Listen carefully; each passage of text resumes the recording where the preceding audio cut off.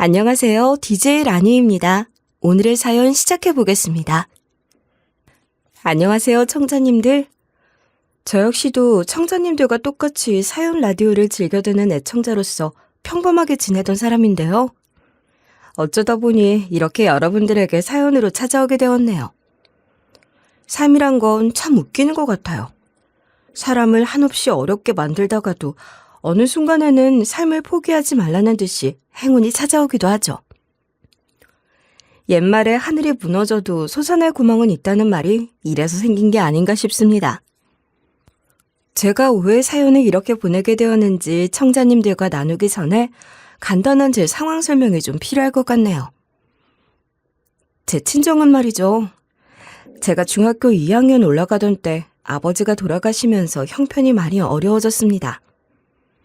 어머니는 홀로 어떻게든 저를 책임지려고 하셨지만 평소 아버지가 집안 경제를 책임지고 있던 가정에서 어머니가 할 수 있는 일이 많지 않았죠. 하지만 어떻게든 악착같이 버티시며 제가 성인이 되는 그 순간까지도 제 뒷바라지를 해주셨어요.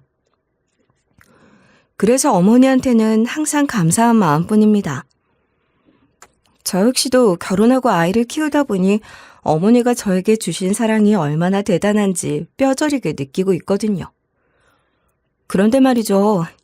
저에겐 어머니 외에도 감사해야 할 분이 한 분 더 있는데요. 그건 바로 중학교 3학년 때 만난 귀인입니다. 저와 같이 어려운 가정엔 말이죠. 생각보다 많은 사람들이 도움을 주고 있답니다.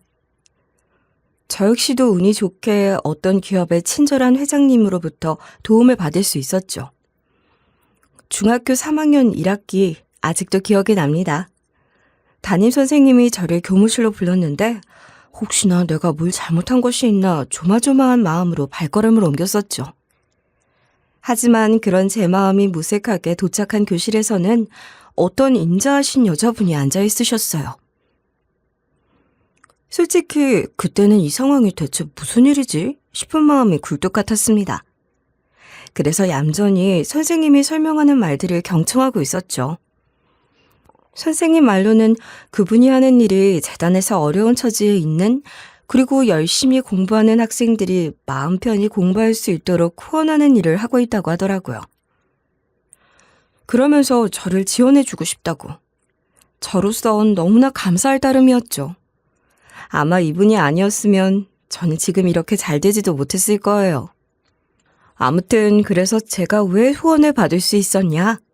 이런 말 하면 재수없다 생각하실 수 있겠지만 저는 머리가 좋은 편에 속했어요.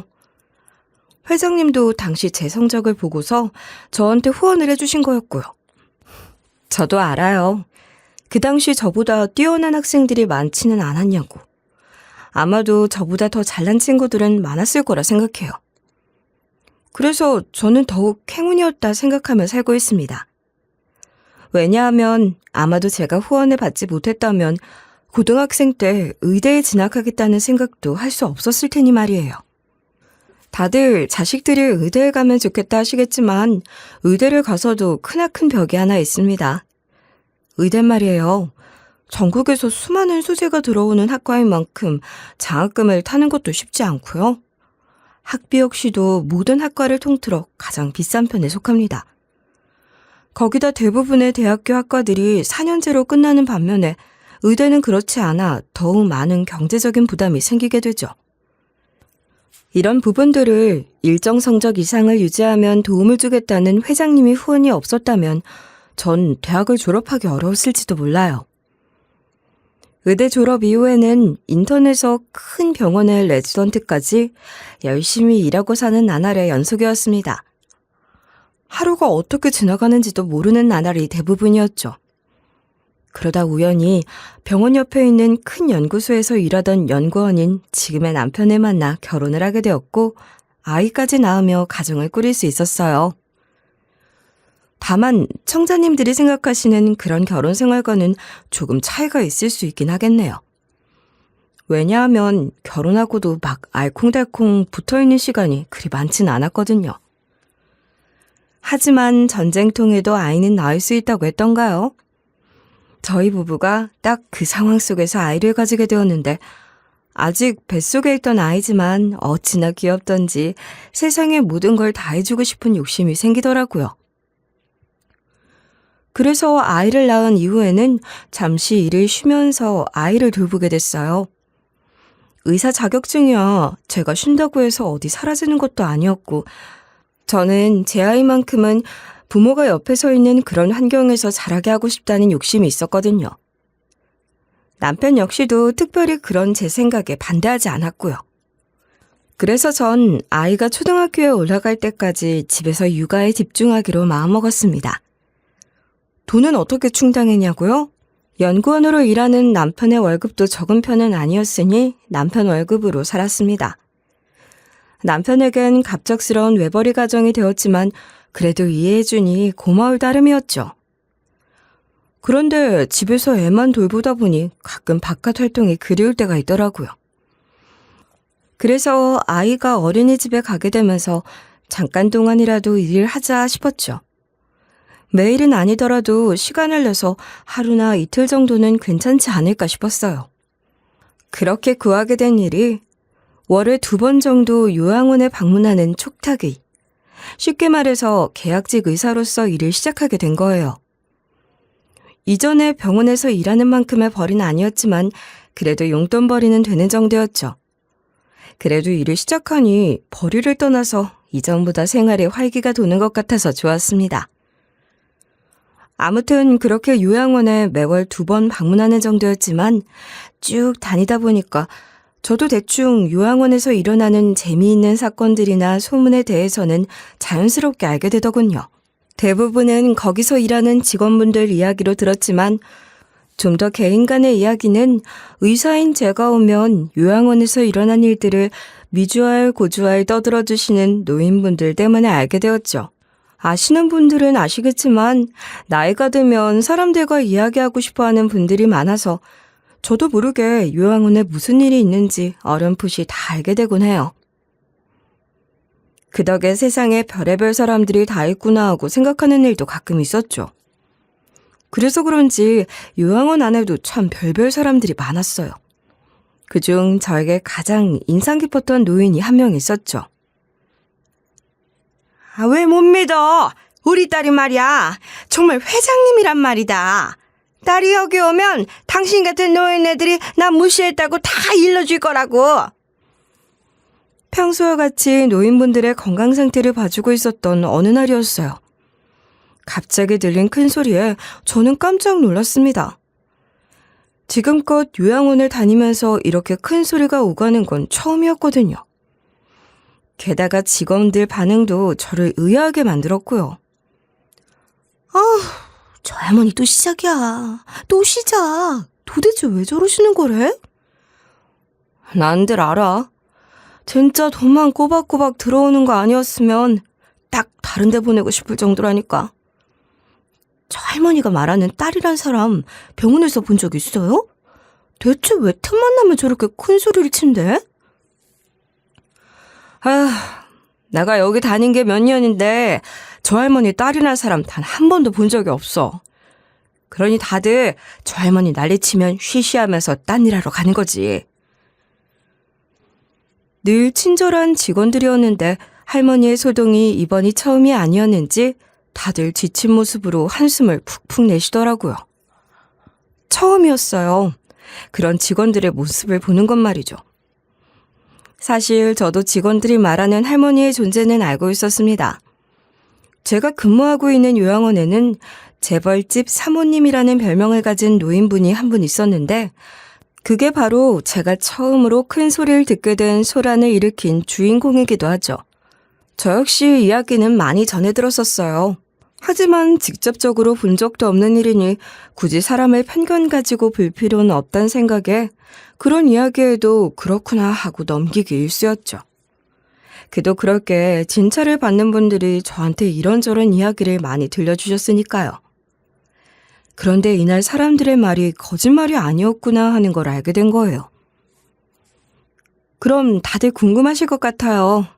왜 이 노인이 재벌집 사모님이란 별명으로 불리느냐 하고 말이죠. 앞선 소동처럼 할머니는 항상 자기 딸이 엄청 잘 나간다 말하면서 주변 노인분들에게 떡 벌리고 다니고, 자기 딸은 어디 회장님이라면서 다른 노인들 말로는 허풍쟁이라는 말을 듣는 사람이었어요. 왜 허풍쟁이냐고요? 그 잘 나간다는 회장님 딸이라는 사람은 이 할머니를 한 번도 찾아온 적이 없다고 하거든요.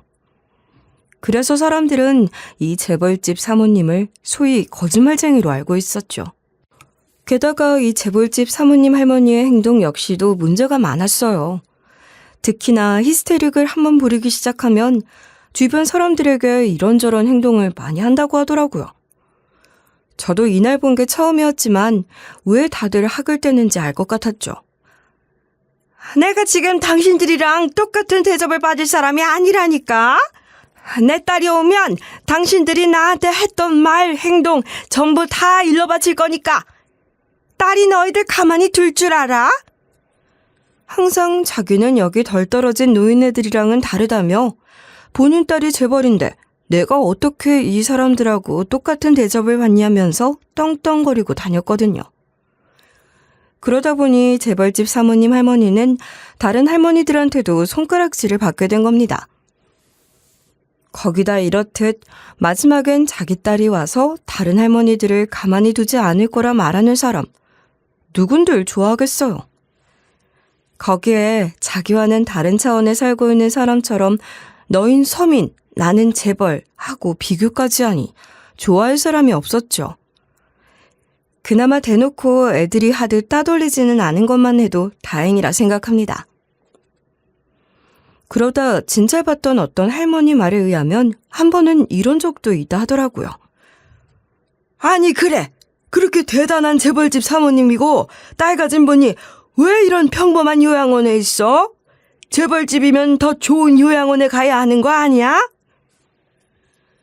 그 일의 발달은 어떤 할머니의 비꼼 때문에 일어났다고 하더군요. 재벌집 사모님 할머니가 없는 자리에서 할머니들은 이런 뉘앙스의 말을 주고받았고, 그걸 들은 재벌집 사모님 할머니가 잔뜩 화가 나서 직원들이 노인들끼리 서로 싸우는 거 말리느라 너무 힘들어했다면서. 아무튼 여러모로 주변에 있는 여러 사람들을 피곤하게 만드는 사람이라는 건 확실했죠. 큰 소리가 있던 그날에 본 것만 해도 에휴 소리가 절로 나올 정도였으니까요. 뭐 어쨌든 이런 일들이 있어도 저는 공평하게 노인들을 케어해야 하는 입장으로 딱히 누구의 편에 서거나 하진 않았습니다. 직원들이 재벌집 사모님 할머니를 뒤에서 욕할 때도 저마다 사정이 있겠죠 하면서 뒤로 이야기는 하지 말자 분위기를 만들었고요. 원래 의료에 종사하는 사람들이 저마다 그래요. 개인적인 감정이 들어가게 되면 어느 한쪽으로 치우치는 경우가 생길 수도 있거든요. 아무튼 그러다 제가 이 사정이라는 것에 휘말리게 된 적이 있었습니다. 그날도 어김없이 요양원에 진찰을 보러 갔던 날이었죠. 너 인연이? 너 말 다 했어 인연아? 뭐? 인연이 뭘 안다고 그딴 소리를 짓거려? 복도를 지나는 순간 크게 소리를 높여 욕하며 싸우는 재벌집 사모님 할머니가 어떤 할머니와 다투는 장면을 보게 됐던 거예요. 전 너무 놀라서 얼른 뛰어가 두 사람을 말렸죠. 서로의 손이 막 이리저리 왔다 갔다 했는데 이게 노인들은 일반 사람들이랑 다르게 조금만 다쳐도 크게 잘못될 수도 있기 때문에 큰일 생기기 전에 말려야 한다는 생각이 먼저 들었거든요. 그런데 원래 이렇게 감정적으로 싸우는 사람들을 말린다는 게 정말 힘든 거 아시죠? 두 노인이 정말 화가 단단히 났는지 손속에 사정도 두지 않고 휘둘러대서 제가 말린다고 두 사람 사이에서 끙끙한들 들을 리가 있겠습니까? 오히려 씩씩거리며 소리 높여 싸우더군요. 아이고 딸이 회장이면 뭐해? 찾아오지도 않는데. 괜히 지 자식은 안 오니까 우리한테 괜한 화풀이야. 허세도 적당히 해. 뭐라고? 허세? 야, 우리 딸이 진짜 재벌이면 너 어떡하려고 나한테 막말이야? 너네 집 잘 살지도 못하는 것 같더만.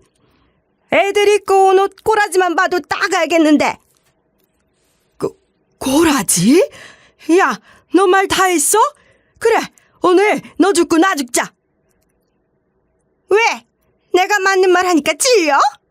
그리고 당신도 자식 생각하면 제발 여기 그만 좀 불러. 자식들 10분, 20분 있다 가는 거 미안하지도 않아? 자식이 오지도 않아서 매번 말만 많은 당신보단 내가 더 나아. 내 자식이 찾아오는 일에 왜 당신이 입을 대? 그래, 그냥 오늘 끝까지 한번 가보자. 이런 둘의 다툼에 웅성거리며 사람들이 하나둘 늘어났고 저마다 쑥덕대기 시작했죠.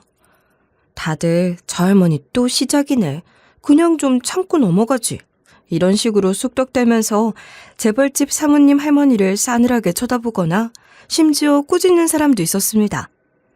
재벌집 사모님 할머니는 여긴 자기 편이 하나도 없다. 본인이 불리하다 싶었는지 말리던 제 손을 작게 잡아당기더니 어린애처럼 제 뒤로 숨으셨어요. 그러니까 사람들이 재벌집 사모님 할머니한테 말하는 거예요. 저것 봐. 자기 불리하다 싶으니까 의사 선생님 뒤로 숨는 꼴 좀 보라고. 당신 이쯤이면 그것도 병이야, 병. 이 기회에 선생님한테 그 병 단단히 고쳐달라고 부탁이라도 하든지. 어떤 할머니의 말에 제 뒤에 있던 재벌집 사모님 할머니는 손을 부들부들 떠셨어요. 그의 분위기가 더 심해지기 전에 저라도 여기서 자리를 마무리 지어야겠다 싶어 이제 그만 싸우라고 말을 하고 몰려오는 사람들에게도 다들 할 거 하러 가시라 말을 전하고 재벌집 사모님 할머니를 병실로 다시 데려다 주게 되었죠. 그때였어요. 재벌집 사모님 할머니의 눈에서 물이 뚝뚝 떨어지는 모습을 보게 된 것이 정말 서럽게도 우시더라고요. 나도 알아. 우리 딸이 나 안 찾아오는 거. 나도 다 알고 있다고. 그런데 진짠 걸.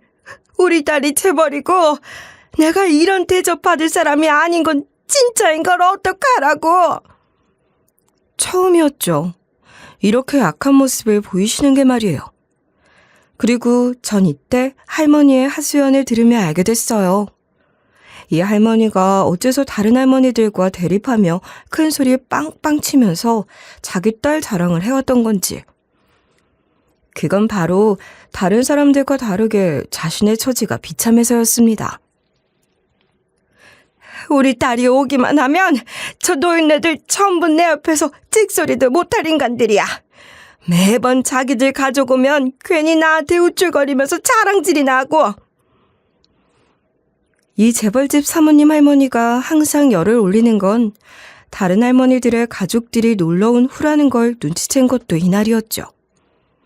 할머니의 하소연을 들으면서 곰곰이 생각을 해보니 결국 다른 노인들에게 자식들이 놀러오거나 한 뒤가 대부분이었다는 걸 말이에요. 아마도 그런 할머니들이 부러워서 질투를 했던 모양이더라고요. 또 그런 재벌집 사모님 할머니를 다른 할머니들이 모여서 뭐라고 했던 일도 있는 것 같고 말이죠. 예를 들면 그러네요. 재벌집 사모님 할머니가 매년 내 자식은 회장이야. 너희 집 애들이랑은 차원이 달라. 이런 말을 한 건 찾아오지 않는 자식이 너희 자식들보다 훨씬 대단한 사람이야 하면서 내세우고 싶었던 거겠죠. 다른 할머니들이 전부 자기 뒤에서 저 집 딸이란 사람은 찾아오지도 않는데 왜 저런데? 하며 말하는 것도 다 알고 있었으니까요. 실제로도 그랬고요. 그러다 제가 어떻게 이런 할머니의 마음을 엿보게 되었는데 이게 또 너무 안쓰럽더라고요. 힘없는 노인이 어떻게든 젖먹던 힘을 다 끌어내서 노년 즐겁게 지낼 친구들 가득한 이 요양원에서 혼자 고립됐는데 이게 안쓰럽지 않고 배기겠어요? 그래서 제가 더 잘 챙겨주고 진료도 더 꼼꼼하게 봐주게 되었죠. 거기다가 이런 하소연할 사람이 하나 없어서 어떻게 주 2 오는 의사 선생님인 저를 붙잡고 이렇게까지 할까 마음이 쓰였거든요. 물론 제가 재벌집 사모님 할머니를 잘 봐준다고 해서 다른 사람들과의 마찰이 줄어들거나 한 건 아니었어요. 그래도 좀 나아졌다고 할 만한 일은 있긴 했죠. 어느 날은 다른 할머니들을 골려준다고 잔뜩 약 올리곤 제 뒤로 숨어서 어린아이처럼 행동을 하지 않나? 또 이런 날들과 반대로 할머니들이 면박을 주는 말을 하면 잔뜩 의기소침해져서 저한테 하소연하러 오기도 했습니다. 예전엔 절대 찾아볼 수 없던 모습이었죠. 그도 그럴 게 세상이 독불장군처럼 서서 다른 사람들 배척하고 으르렁거리기 바쁜 사람이었으니까요. 그래서 조금은 나아진 것 같았지만 그렇다고 주변 사람들의 한숨이 줄어든 건 아니었어요. 성격은 어디 가지 않았으니까요. 그러던 어느 날 저는 오랜만에 반가운 사람을 만나기로 했는데요. 그건 바로 저를 후원해준 회장님이었습니다. 정말로 너무 오랜만에 뵙는 자리였어요. 아이가 생긴 뒤로는 서로 근황 같은 것들을 톡이나 문자, 전화로 이야기를 하곤 했지만 직접 얼굴 보기엔 저나 회장님이나 너무 바쁜 일상의 연속이었거든요. 그래도 제가 아이를 돌보면서 요양원에 다닌다는 사실은 알고 있었기에 일정을 조율하고 어떻게든 시간에 맞춰서 약속을 잡았죠. 오랜만에 만나는 은인 같은 회장님이었기에 전 정말 신경을 많이 썼습니다. 그래서 전 예전에 회장님이 의대 졸업한 거 축하한다며 선물로 줬던 팔찌를 찾아 끼고 집을 나섰죠. 회장님이 이제 진정한 의사가 되었네, 축하해 하면서 건네준 팔찌였거든요. 평소 저에게 선물해줬던 것들과 달리 소박한 디자인의 팔찌였지만 챙겨주는 것만으로도 너무나 감사하게 생각하고 받았던 팔찌였습니다.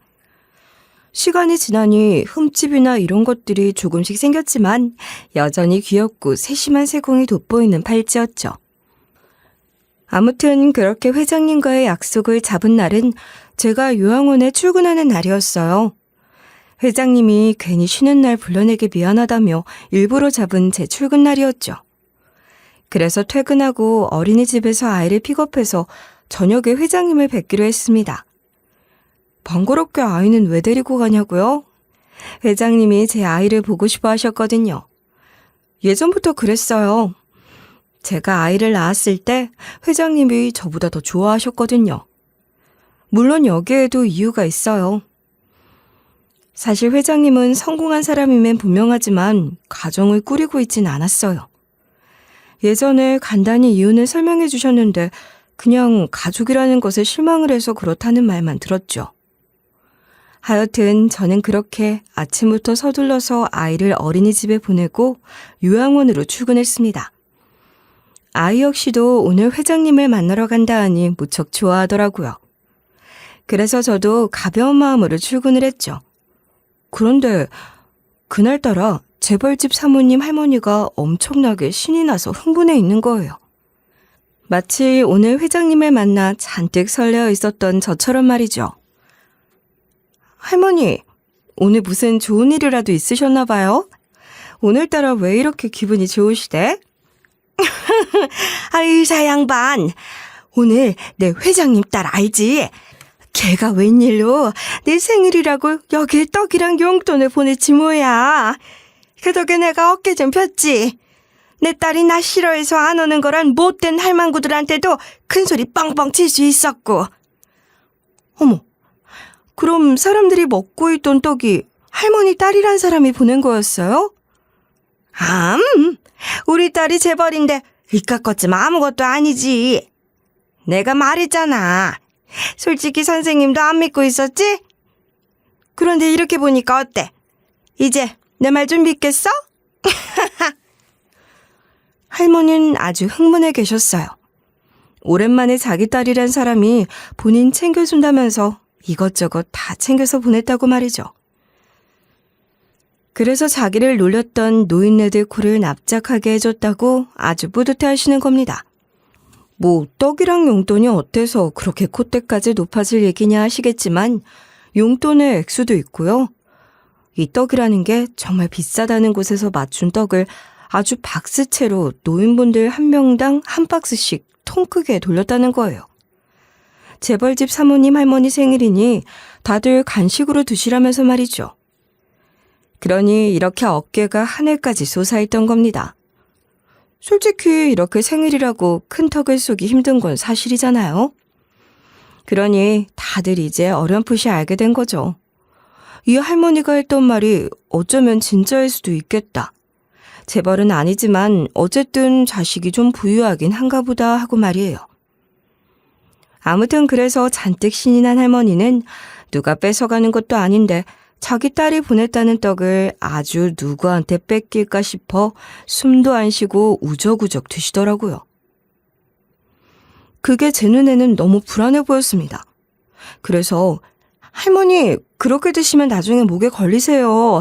천천히 꼭꼭 씹어 드세요. 하는데 일이 생기고 말았죠.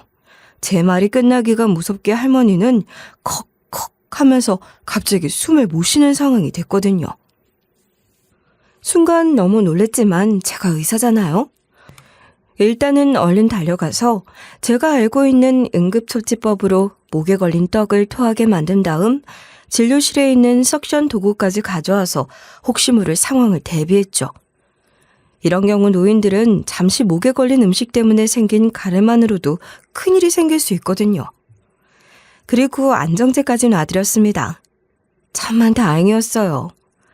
그런 상황에 제가 옆에 있었던 것도 물론이고 재빠르게 응급처치를 할 도구가 근처에 있었다는 사실도요. 이 요아원에는 촉타기를 위한 진료실이 따로 있는 곳이라 가능했던 거예요.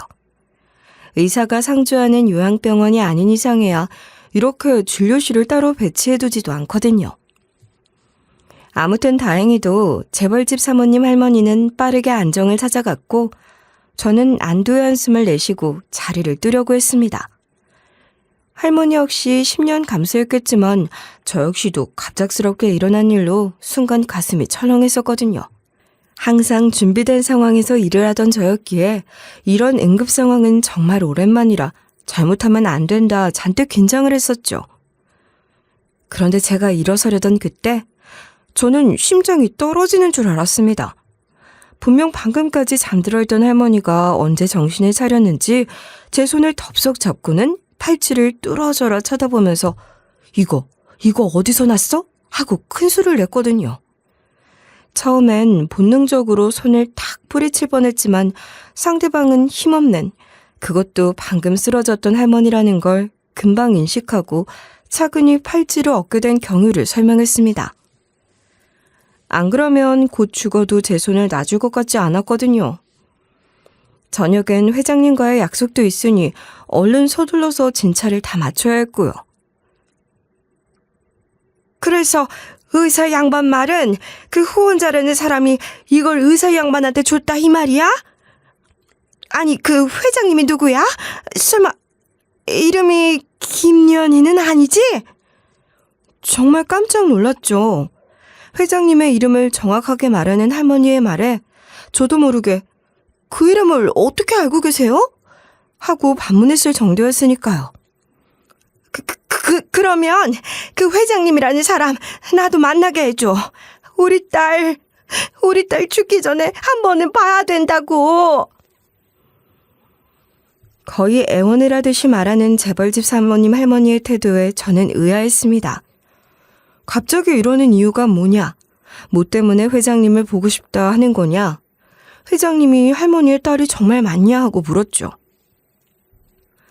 제가 본인의 말을 의심하는 것 같아 보이자 할머니는 얼른 자기 서랍을 한번 찾아보라고 하면서 제가 어떤 사진 뭉텅이를 꺼내자 그걸 자기한테 건네달라 하셨죠. 그리고는 한참을 이리저리 살펴보더니 사진 한 장을 저한테 내밀었습니다. 여기 보이지? 이게 다 내 딸 어렸을 때 모습이야. 자네가 오늘 만나러 간다는 그 딸이 진짜 내 딸이라고. 솔직히 놀랐습니다. 전 이 할머니가 거짓말을 한다 생각을 했거든요. 생각해보세요. 아무리 한국이란 나라가 좁다지만 인구가 6천만이 넘는 사람들이 살고 있는 곳이에요. 그중에서 저를 도와준 회장님이 어떻게 제가 다니는 요양원에 있는 할머니일 수 있겠어요? 말이 안 된다 생각했지만 사진을 보니 인정을 할 수밖에 없더라고요. 그 안엔 정말 지금보다 젊고 앳된 시절의 회장님의 모습이 찍혀 있었으니까요. 내가 잘못해서 지금 그 애가 내 얼굴을 보려고도 안 한다고. 내가 천벌받을 짓을 저질러서 얼굴 보고 한 번만 이야기하자 그렇게 말을 했는데도 내 쪽은 쳐다도 안 보고. 그러니 나 좀 데려가, 응? 나 좀 데려가서 우리 딸 좀 보게 도와달라고. 재벌집 사모님 할머니는 울면서 말했습니다. 본인이 천벌을 저질러서 여태까지 딸을 못 보고 있다고. 한 번이라도 얼굴을 보고 이야기를 나눠보고 싶다고 말이죠. 하지만 이 이야기를 듣고도 저는 섣불리 된다, 안 된다를 이야기할 순 없었어요. 왜냐하면 정말 딸이고 그런 잘못을 저질렀다면 회장님의 의사도 중요하다 생각했거든요. 제가 이렇게 판단한 이유가요. 회장님은 정말 마음씨가 좋은 사람입니다. 매년 기부를 억대 이상으로 하실 정도로 말이죠. 물론 기부만 많이 하면 좋은 사람이냐 물으면 꼭 그런 이유만 있는 건 아닙니다. 회장님은 기부를 기부해서 그치지 않고 자신이 기부했던 곳에서 그 돈들이 어떻게 쓰이는지 한 번씩 찾아가서 살펴보고 아이들과 함께 지내주면서 정말 아이들을 위해 노력하는 그런 분이셨어요. 그런 회장님이니 정말로 큰 이유가 있지 않고는 재벌집 사모님 할머니의 말대로 자기가 부모인데 안 찾아온다? 하는 일은 있을 수 없다 생각했죠. 그래서 전 특별한 이유가 있을 거라 생각했어요. 이 둘의 사이가 벌어지게 된 이유를 말이에요. 더군다나 할머니 입으로 직접 말한 회장님한테 천벌을 저질렀다는 말 자체도 좀 찝찝했고요. 아무튼 이렇게 제가 망설이는 모습을 보이자 갑자기 재벌집 사모님 할머니가 미친 사람처럼 벽에 머리를 박으려고 하는 겁니다. 방금 깨어나서 의식도 제대로인지 모를 사람이 갑자기 머리를 벽에 박으려 하니 저도 모르게 경악해서 알겠어요. 알겠어. 회장님 여기로 부를게요. 하고 소리치고 말았죠. 할머니는 정말이지? 하면서 기뻐했지만 저는 속이 시커멓게 타들어갔습니다. 이걸 어떻게 회장님에게 전하면 좋을지도 모르겠다 싶었고요. 그래서 일단 벌벌 떨리는 손으로 회장님에게 직접 말하자 싶어서 전화를 했죠. 그런 제 옆에서 재벌집 사모님 할머니는 계속 죽기 전에 우리 딸 만나네라고 중얼거리고 있었습니다. 죄송합니다. 그래도 사람은 살려야겠다 싶어서 지금 빨리 요양원으로 와주실 수 없을까요? 바쁘실 텐데 이런 연락드려서 죄송해요. 저는 앞에 있었던 일을 회장님에게 설명하면서 여기 할머니가 회장님 엄마라고 한다. 못 만나게 했더니 머리를 벽에 박겠다면서 그러고 있다. 사람은 살려야 할 것 아니냐 하는 식으로 말을 했죠. 그러자 회장님이 전화 건너편으로 한숨을 푹 내쉬면서 지금 당장 거기로 갈게요. 주소나 보내주세요. 하시더군요. 그러면서 이어서 이런 말도 했습니다. 네가 요양원에서 일하고 있단 말은 들었지만 설마 여기였을 줄이야. 세상이 참 좋긴 한가 보다. 의미심장한 회장님의 말에 저는 재벌집 사모님 할머니가 죄를 지어도 크게 지은 게 있구나 속으로 생각했죠. 그렇게 도착한 회장님은 평소와 다르게 살벌한 분위기로 할머니 앞에 섰어요. 그리고 자기 엄마란 사람을 경멸하는 얼굴로 이렇게 말씀하셨죠. 나이 들어서 이렇게까지 하고 싶으세요? 제발 조용히 좀 살아요, 이제. 그만하실 때도 됐잖아요.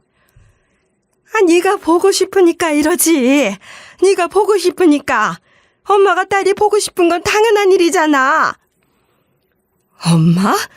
참나. 그 입에서 엄마라는 말이 잘도 나오네요. 저한테 그런 짓을 해놓고 뻔뻔하게 엄마? 지금 본인이 엄마 노릇을 잘하고 저를 만나고 싶다 하는 거예요, 지금? 그래서 내가 사과하려 널 그렇게 찾아갔는데도 넌 매번 문전박대했지 않아. 제발 이야기 한 번이라도 들어달라는 게 그리 힘든 부탁이었니? 둘 사이의 분위기는 냉탕과 온탕이었습니다. 한쪽은 오랜만에 본 딸이 반가운지 활짝 피어 있었고 반대로 회장님의 얼굴은 정말 얼음 저리 가라 할 정도로 딱딱하게 굳어 있었죠. 엄마는 딸인 저를 보고 싶어 하면서 제 딸은 영영 볼 수 없게 하셨잖아요. 그런 주제에 어떻게 제 얼굴을 보고 싶다 하실 수 있어요? 순간 정적이 흘렀습니다.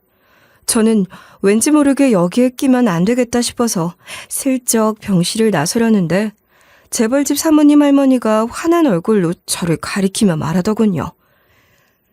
너는 이 딸 실컷 보고 있잖아. 누굴 바보로 알아? 이 의사가 네 딸이잖아. 지금 누구 눈을 속이려고 그러는 거냐? 순간 저도 모르게 이상한 표정을 지었던 것 같아요. 이게 대체 무슨 소린가 싶었으니까요. 사실 이번 사연을 전하기 전에 미리 말씀드리지 않은 부분이 있었는데 전 사실 입양아였습니다. 제가 초등학교 올라가던 때 우연히 절 입양해 주신 엄마 아빠가 저 몰래 말하던 걸 듣게 되어 알게 되었죠. 딸한테 언제 말하지? 애가 알아서 크게 상처받기 전에 말해야 하는데 당신은 언제쯤 말할 생각이야? 요즘은 끝까지 말하지 않고 키우는 사람도 많대. 어차피 우리 팔자에 없는 자식이었어. 그냥 우리가 낳은 자식이다 하고 키웁시다. 괜히 애한테 상처 줄 필요는 뭐 있겠어? 당시 부모님이 내 진짜 부모가 아니라는 충격은 받았지만 정말 친자식보다도 더 친자식처럼 저를 잘 길러준 부모님께 감사하며 저도 모른 척하고 지금까지 살고 있었죠. 그런데 내 친부모가 회장님이라니 순간 이게 무슨 소린가 싶어서 아무 말도 못하고 그저 멍하니 회장님 입만 보고 서 있었죠. 할머니 말에 당황했던 회장님 역시도 처음엔 부정하셨습니다. 무슨 소리 하냐면서 말이죠. 하지만 재벌집 사모님 할머니는 만만치 않았어요. 그런 회장님의 모습에서 내 말이 맞잖아 하는 확신을 얻은 것만 같아요. 네 딸이 아닌데 네가 저 팔찌를 남줄 리가 있겠어? 퍽 둬! 우리 딸이 말이다. 감옥에서 나가면 딸이랑 같이 커플 반지를 하고 싶다면서 재소자 직업교육을 할 때 만든 팔찌가 있다고 편지에 썼었단다. 감옥에 나온 뒤에도 저 팔찌를 부여잡고 울곤 했었던 기억이 나. 그때 팔찌보다 크기는 커졌지만 어린 딸이 아닌 다 큰 딸한테 주려고 디자인만 똑같이 하고 어른용으로 만든 게 분명해. 늙었지만 나도 그 정도 눈치는 있어. 무슨 헛소리라는 거야. 팔찌 디자인이 비슷하다고 그러는 건 억지야. 애한테 괜한 소리 하지 마. 그래? 그럼 제 팔 한번 확인해보자. 네 말대로 정말 네 딸이 아니라면 팔에 그 자국이 없겠지? 순간 저는 깜짝 놀랐어요. 그도 그럴 게 제 팔에는 특이한 주사 자국이 있었거든요. 왜 어릴 때 맞는 불주사 있죠? 그게 심하게 상처로 남아서 특이한 모양을 하고 있었어요. 요즘이야 기술이 발달해서 불주사를 맞더라도 저같이 자국이 심하게 남는 경우가 많지 않은데 예전엔 그렇지 않았거든요.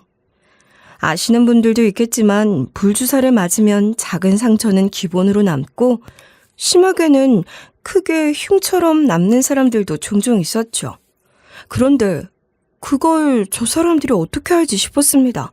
그리고 퍼뜩 생각이 들더군요. 그렇다면 진짜 내 친부모가 회장님이라고? 회장님이 내 엄마? 그럼 왜 지금까지 아무런 말도 없이...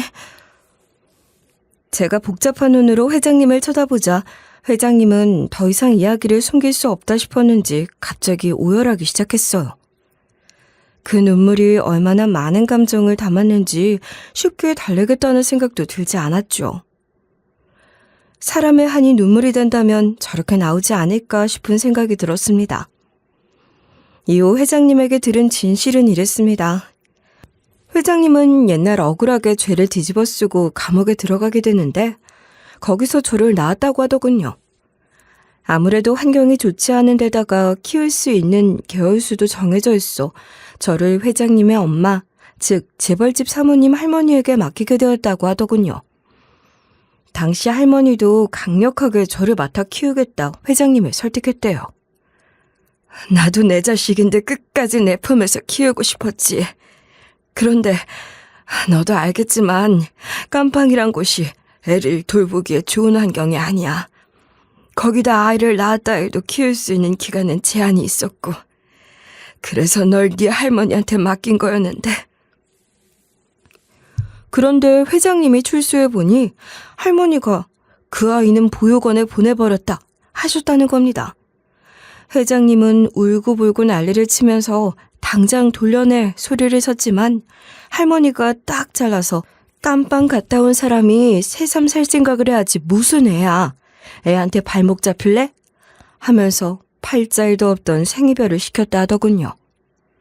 하지만 이것도 뒷이야기가 있는데 당시 사기로 깜빵에 들어갔던 회장님은 진짜 자신이 범인이 아니라며 억울하다고 이 할머니한테 말했다 합니다. 그러나 친모조차 자신의 결백을 믿어두지 않았다 하더군요. 난 너한테 떳떳한 부모가 되기 위해서 많이 노력했어. 내가 저질렀단 죄도 다른 사람의 죄를 덮어쓰고 간 거라 그걸 해명하느라 생각보다 많은 시간이 걸렸지.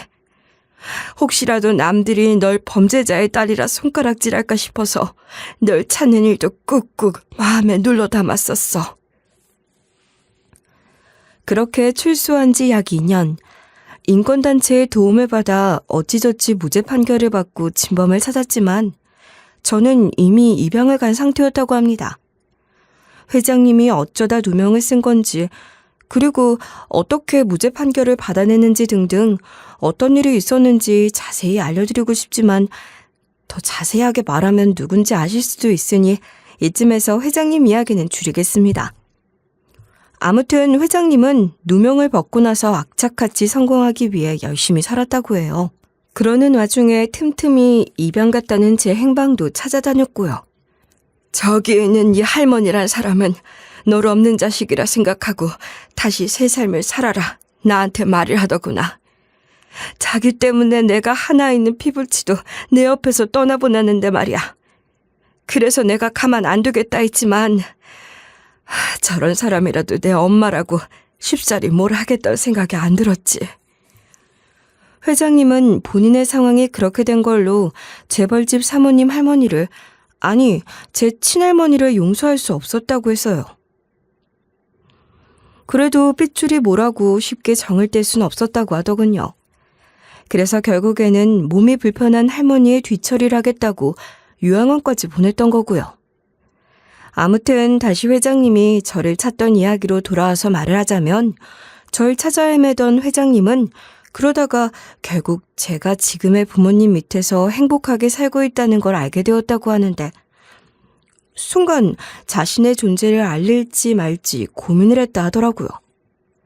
그래서 친한 친구에게 조언을 구했고 결국엔 본인의 사정을 다 알고 있던 자기 친구가 하는 말을 듣고 자신의 뜻을 접었다고 합니다. 친구 말로 자기 피부치를 포기하냐 하시겠지만 다 이유가 있었어요. 회장님의 친구란 사람도 입양이라는 저와 같은 처지를 가진 사람이었는데 그분이 회장님에게 이렇게 말했다고 해요. 나도 입양하라 아는데 자기가 입양된 사실을 성인이 돼서 안다? 마음의 상처야. 나 역시도 차라리 양부모님이 그 사실 알려주지 않았으면 좋았을 것 같다 생각한다고. 입양된 사람들에게 낳아준 사람은 낳아준 부모일 뿐이야. 어지간하면 입양해서 다들 제 친자식보다 더 좋은 대접해주려고 노력 많이들 하시니까. 그런데 친부모를 만났다? 오히려 절 키워준 부모에게 배신하는 건 아닌지 마음에 짐덩이가 생길걸? 저와 같은 입양이라는 처지를 겪은 친한 친구가 이런 말을 하니 자기가 포기를 하는 게 맞다면서 결정을 내렸던 거죠. 하지만 저를 끝까지 무시할 수는 없었다고 해요. 저희 집이 기울기 시작하고 제가 힘든 생활을 보내게 될 거라는 걸 알게 된 회장님은 앞선 제 이야기처럼 후원의 형태로 저를 도와주기로 결심했다고 합니다. 입양 간 집이 아버지가 돌아가시고 힘들다는 이야기도 들었으니 성공한 자신이 경제적인 어려움은 없도록 도와주자고 말이죠. 아무리 친구의 말에 본인 자식이다 밝히는 건 접었다지만 자식이 힘들게 사는 모습만은 볼 수가 없었대요. 회장님은 눈물을 흘리고 오열하면서 제 팔을 걷어 젖혔습니다. 그러고선 말했죠. 난 너를 보고 싶어 가끔 몰래 지켜보곤 했어. 네가 하교를 할 때나 운동장에서 체육 수업을 듣고 있을 때 그날 넌 체육 시간이라 피곤하고 있었지. 땀을 뻘뻘 흘리면서 더운지 네가 체육복을 걷어입고 있던 순간 보고 확신했었지. 네가 내 딸이라는 걸. 저는 태어난 지 얼마 지나지 않아 친할머니의 곁으로 갔지만 그럼에도 불구하고 엄마는 불주사 자국을 기억하고 있었습니다. 엄마가 가지고 있는 유일한 제 아기 시절 사진이 있는데 그 사진에 아주 떡하니 나와 있더라고요. 제 팔에 있는 특이한 모양의 불주사 자국이 말이죠. 그런데 사진이 얼마나 보고 봤는지 한참 달아서 코팅까지 되어 회장님의 지갑 속에 있더라고요. 그래서 지금까지 회장님과 재벌집 사모님 할머니가 한 말을 의심하지 않고 얌전히 듣고 있었던 거기도 했습니다.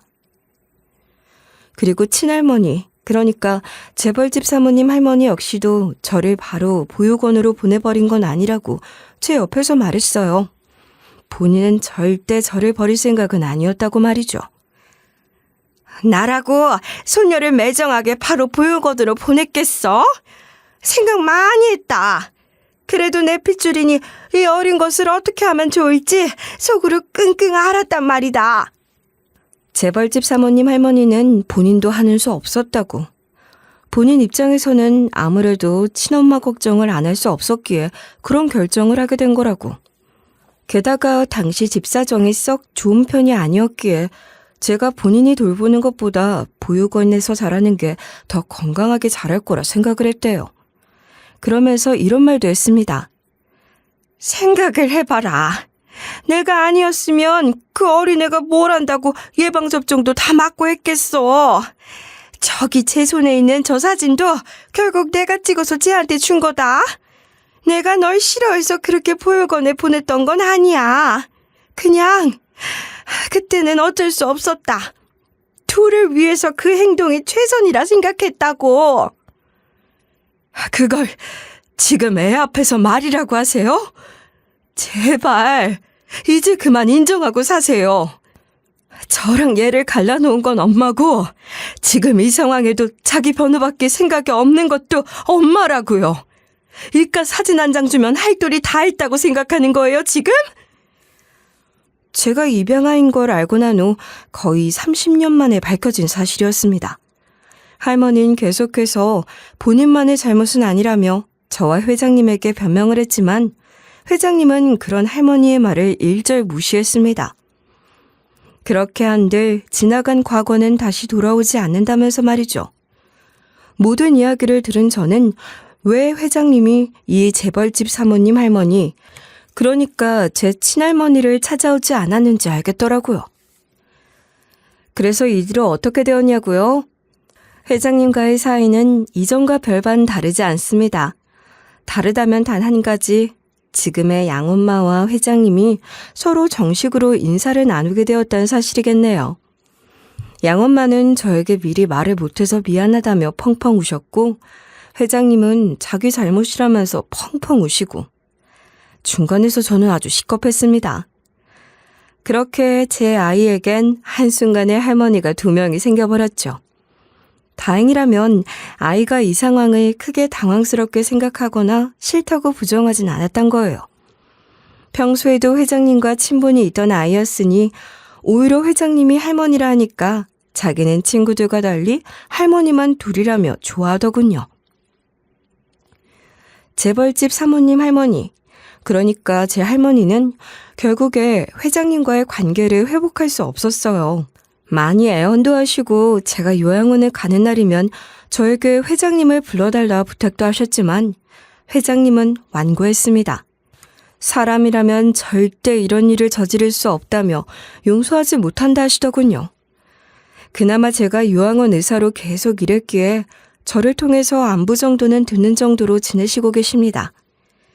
그래도 이전과 달리 안부는 들을 수 있으니 그걸로 위안을 삼는 것 같긴 하더라고요. 조금 문제가 있다면 이전과 달리 기가 많이 죽으셔서 그런지 사람이 좀 다운되어 있다는 거였지만요. 이건 아마도 시간이 해결해 주지 않을까 싶네요. 청자님들이 생각하기엔 재벌집 엄마가 생겼으니 제 삶이 엄청 좋아졌겠다 싶으시겠죠? 그런데 말이에요.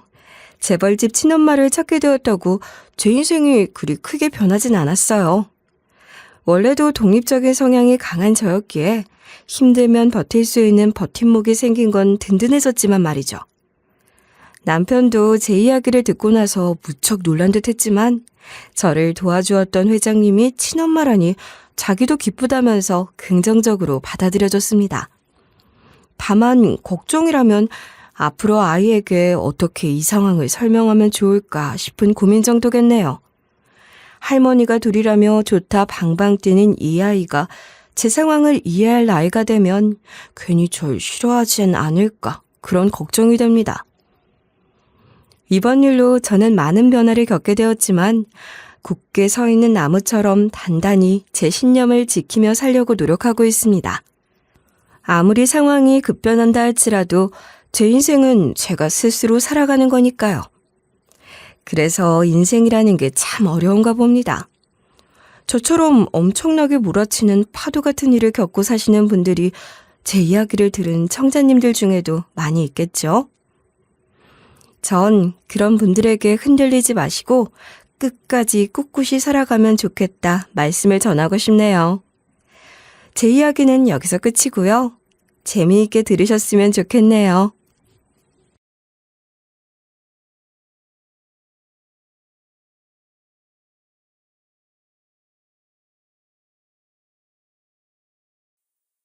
안녕하세요. DJ 현희입니다. 오늘의 사연 시작하겠습니다. 여러분, 흔히 말해서 첫인상이 그 사람에 대한 이미지를 결정짓는다고 하잖아요. 하지만 저는 더 이상 첫인상을 믿지 않는 편이에요. 순박하고 착한 줄만 알았다는 사람들에게 크게 뒤통수를 맞고 배신을 당한 적이 있기 때문이죠. 도대체 무슨 일이 있었길래 그랬냐고요? 한번 끝까지 들어주세요. 저는 결혼을 앞두고 있는 30대 직장인 여성인데요. 어릴 적부터 엄마 없이 아빠하고 지냈었거든요.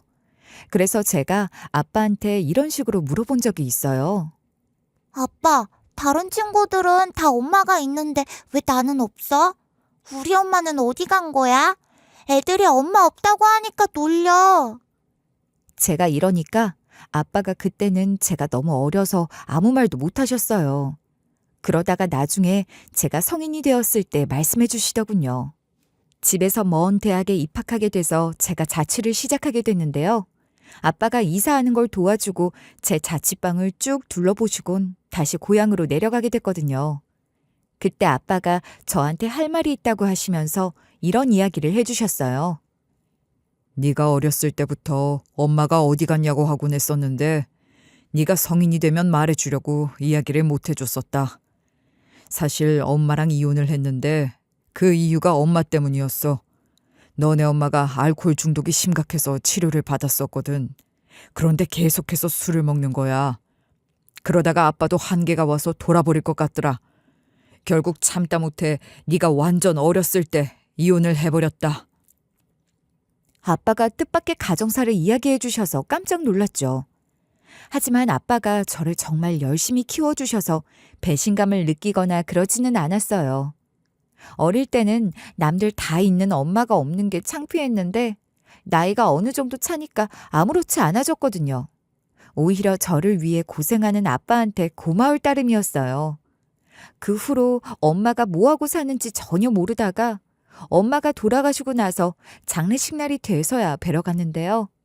엄마 친척들이 하는 말을 들어보니 엄마가 이혼한 후에 어떻게 살았는지 알 것 같더라고요. 엄마 친척들이 모여서 이런 말씀을 하고 있었거든요. 걔가 술 때문에 이혼당해서 정신을 못 차리고 살더라. 얼른 술 끊고 딸내미 보러 갈 생각은 안 하는 거야. 끝까지 술을 못 끊어서 난리였어. 저는 엄마를 본 적이 없어서 실망스럽거나 안타까운 감정이 없었죠. 그저 그렇구나. 우리 엄마는 그런 사람이었구나 했던 것 같아요. 그날 그렇게 엄마 장례 절차를 다 밟은 다음에 전 이미 대학을 졸업하고 그 근처에서 직장을 잡은 상태였어요. 그래서 아빠랑 따로 살게 돼서 아빠가 오랫동안 혼자서 지내다가 지금의 새엄마를 만나게 되신 거예요. 아빠가 처음엔 혼자 사는 게 적응이 안 되셨는지 외로움을 많이 느끼신대요. 저랑도 자주 연락하고 지냈지만 아무래도 함께 사는 사람이 없으니 집이 너무 조용하다고 하시더라고요. 그러던 어느 날 아빠가 새로운 사람을 만났다고 하셨어요. 그분이 바로 지금의 새엄마였던 거죠. 아빠는 새엄마를 만나게 된 날을 기억하시며 저한테 이런 얘기를 해주셨어요. 내가 그날도 평소처럼 동네 카페에 갔는데 우연히 그 사람이 앉아있더라고. 처음엔 그냥 인사만 하고 지나쳤는데 계속 생각이 나는 거야. 그래서 다음날 또 그 카페를 갔는데 또 그 자리에 앉아있는 거 있지? 그때 용기를 내서 말을 걸었더니 밥도 먹고 커피도 한잔하다 보니까 이렇게 됐다. 그렇게 아빠와 새엄마가 2년이 다 1년 정도 연애를 하셨어요. 아빠는 매일 새엄마를 만나면서 점점 활기를 되찾으셨고 저한테도 새엄마에 대해 자주 이야기를 해주셨어요. 네 새엄마가 될 사람은 정말 좋은 사람이야. 성격도 좋고 마음씨도 따뜻하고 너도 만나보면 알 거야. 너도 분명히 그 사람이 마음에 들 거다. 처음 새엄마를 만난 날을 아직도 기억하고 있어요. 그날은 아빠가 저를 저녁 식사에 초대하셨는데 그 자리에서 새엄마를 처음 뵙게 됐거든요. 그래서 제가 꾸벅 인사를 건네며 이렇게 반갑게 아는 척을 했죠. 안녕하세요. 아빠한테 이야기 많이 들었어요. 이렇게 만나게 되니까 너무 신기하네요. 저희 아빠하고 카페에서 만나게 되셨다면서요? 새엄마가 밝고 따뜻한 미소로 저를 맞아주시더라고요. 첫인상부터 아주 선해 보이셨고 아빠 말대로 정말 좋은 분 같았어요. 그렇게 느낄 수밖에 없는 게 저녁 식사 동안 많은 이야기를 나누었거든요. 새엄마께서 저한테 관심을 많이 가져주셨고 제 이야기를 진심으로 들어주셨어요. 너희 아빠가 카페에서 만난 이야기까지 해준 거니? 너희 아빠도 너에 대해 정말 많이 얘기해줬단다. 아주 자랑스러워 하시더라고. 네가 얼마나 열심히 사는지 그리고 얼마나 잘 해내고 있는지 다 알고 계시더라. 새엄마가 해주시는 말에 감동을 받았고 그날만 그렇게 저녁 식사를 하면서 대화를 한 게 아니었어요. 셋이서 다 같이 시간을 보내면서 새엄마랑 저는 점점 더 가까워졌는데요. 새엄마는 항상 저를 배려해 주셨고 제 의견을 존중해 주셨죠. 그런 새엄마와 함께하고 있는 아빠도 행복해 보이셨고 저도 그런 아빠를 보면 마음이 편안해졌어요. 그러다가 아빠가 어느 날 저한테 이런 이야기를 다 해주시더라고요. 딸, 요즘 미정 씨랑 같이 있으면 정말 행복하단다. 그 사람 덕분에 내가 다시 살아갈 힘을 얻었어. 우리 딸도 알잖아. 아빠가 그동안 얼마나 외롭고 힘들었는지. 아빠가 이렇게 말씀하실 정도로 좋은 사람을 만나서 다행이라고 생각했죠.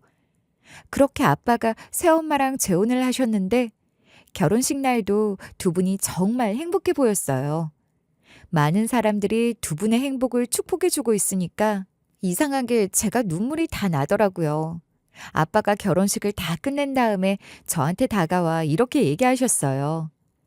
아빠가 정말 고맙다. 우리 딸이 이렇게 축복해줘서 너무 고마워. 이 나이에 내가 결혼하게 될 줄 몰랐는데 이제 우리 모두 함께 행복하게 잘 살자. 그래서 제가 아빠를 꼭 안아드리면서 축복해드렸죠. 그 이후로 새엄마랑 한 가족이 되었어요. 새엄마랑 아빠가 함께 지내고 있는 집을 가봤는데 아빠가 혼자 살 때랑 다르게 너무 깔끔해져 있더라고요. 새엄마께서 아빠를 잘 챙겨주시는 것도 모자라 집안일도 열심히 하시는 것 같아서 너무 감사드렸어요. 게다가 저를 친딸처럼 아껴주셔서 너무 좋았죠. 그렇게 저는 자취를 하면서 한 달에 한 번 정도는 아빠를 뵈러 가다 보니 나중엔 새엄마랑 꽤 친해지게 됐어요. 그날도 아빠와 새엄마네 집으로 놀러 가서 밥을 먹고 있었는데요. 그때 새엄마가 남자친구가 있냐고 물어보시면서 이러시는 거예요. 왜 너는 모자란 구석이 없는데 연애를 안 하는 거니? 내가 중매 서줄게. 내 친구 아들 소개해 줄 테니까 한번 만나봐라.